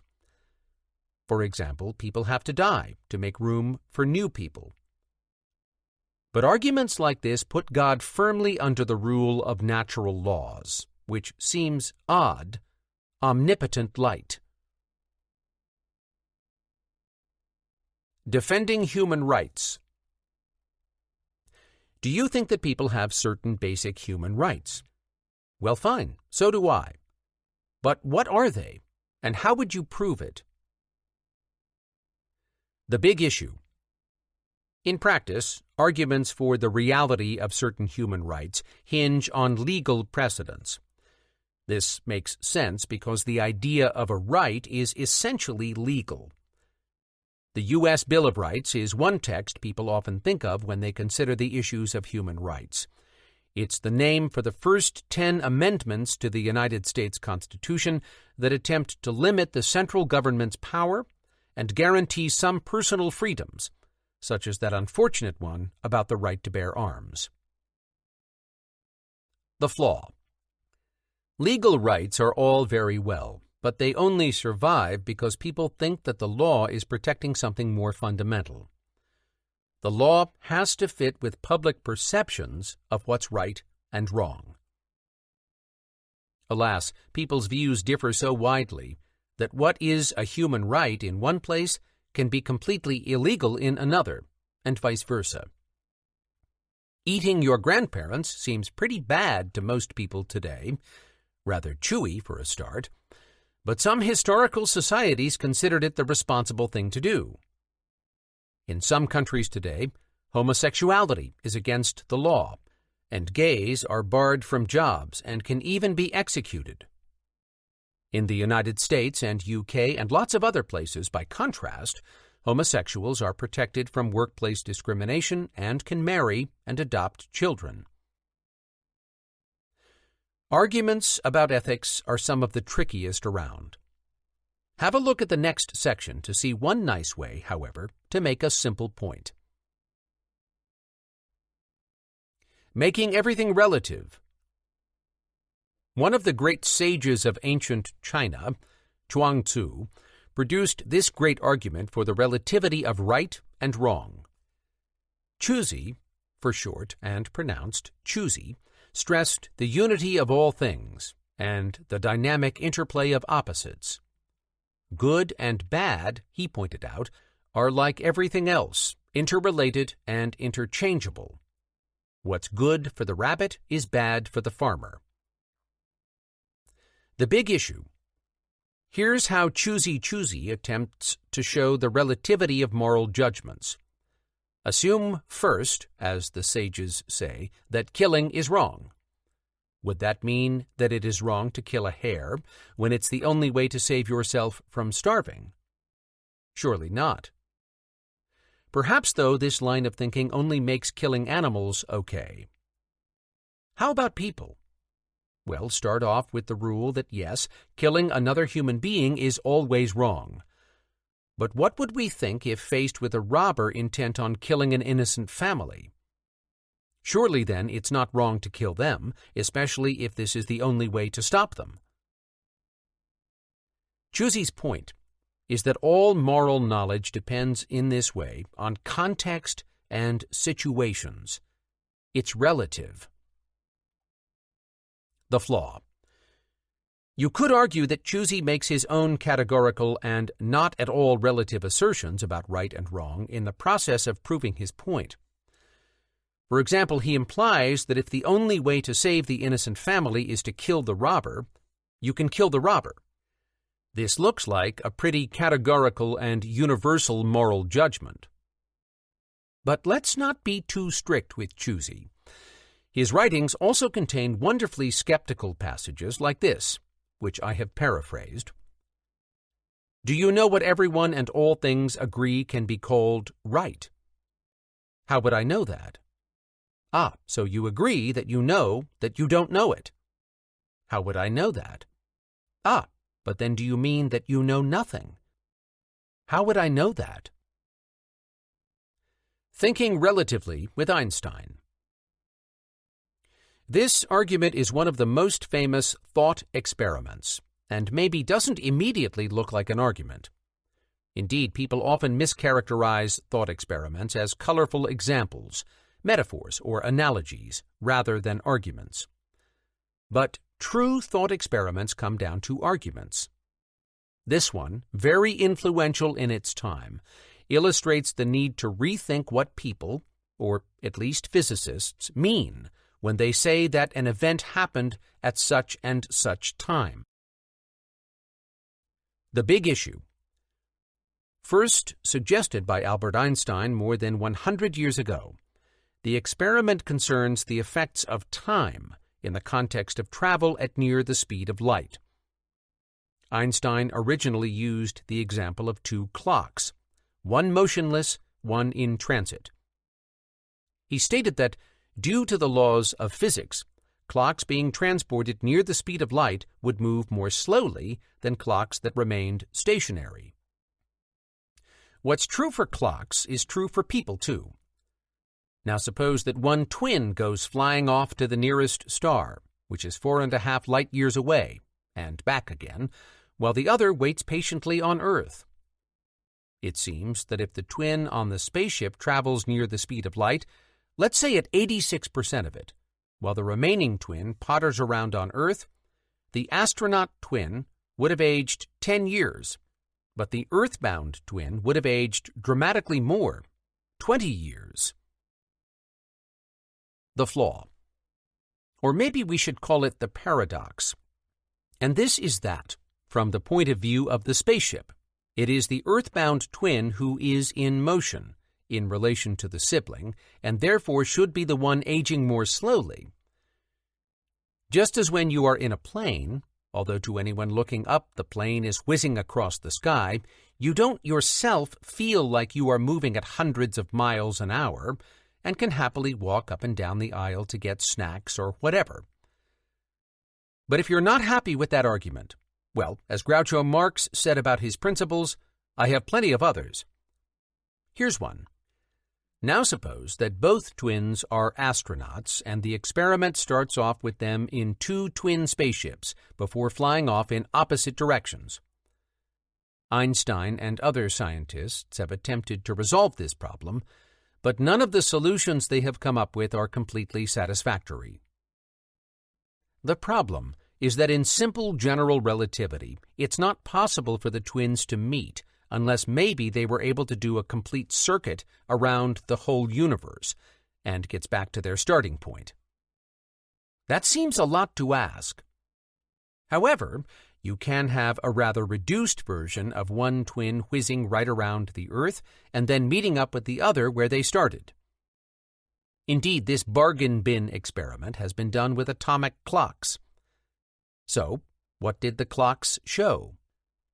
Joseph Hafele of Washington University in St. Louis and Richard Keating of the U.S. Naval Observatory found the clocks diverged as predicted, although at the speed and altitude of jet aircraft the effects were tiny, just tens of nanoseconds. What's a nanosecond? 1,000 millionth of a second. Sounds very precise, right? But other researchers dispute the findings, saying the relativity paradoxes still hold. Who decides who is moving relative to what? Posing paradoxes to prove your point.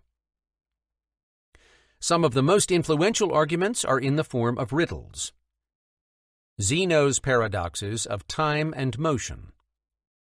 An example is the race between the hare and the tortoise, which leaves the hare unable to ever catch up with the tortoise. Zeno's teasers show up illogicalities in how even the most logical people think. Galileo's paradoxical thought experiments. See Chapter 5 for more on one of these thought experiments that ushered in a whole new way of understanding nature. Einstein's deceptively simple stories. Perhaps the best-known paradoxes of all involving things like the time and the speed of light, such as his argument in the preceding section. But here's a simpler argument that nonetheless is supposed to prove something about the universe.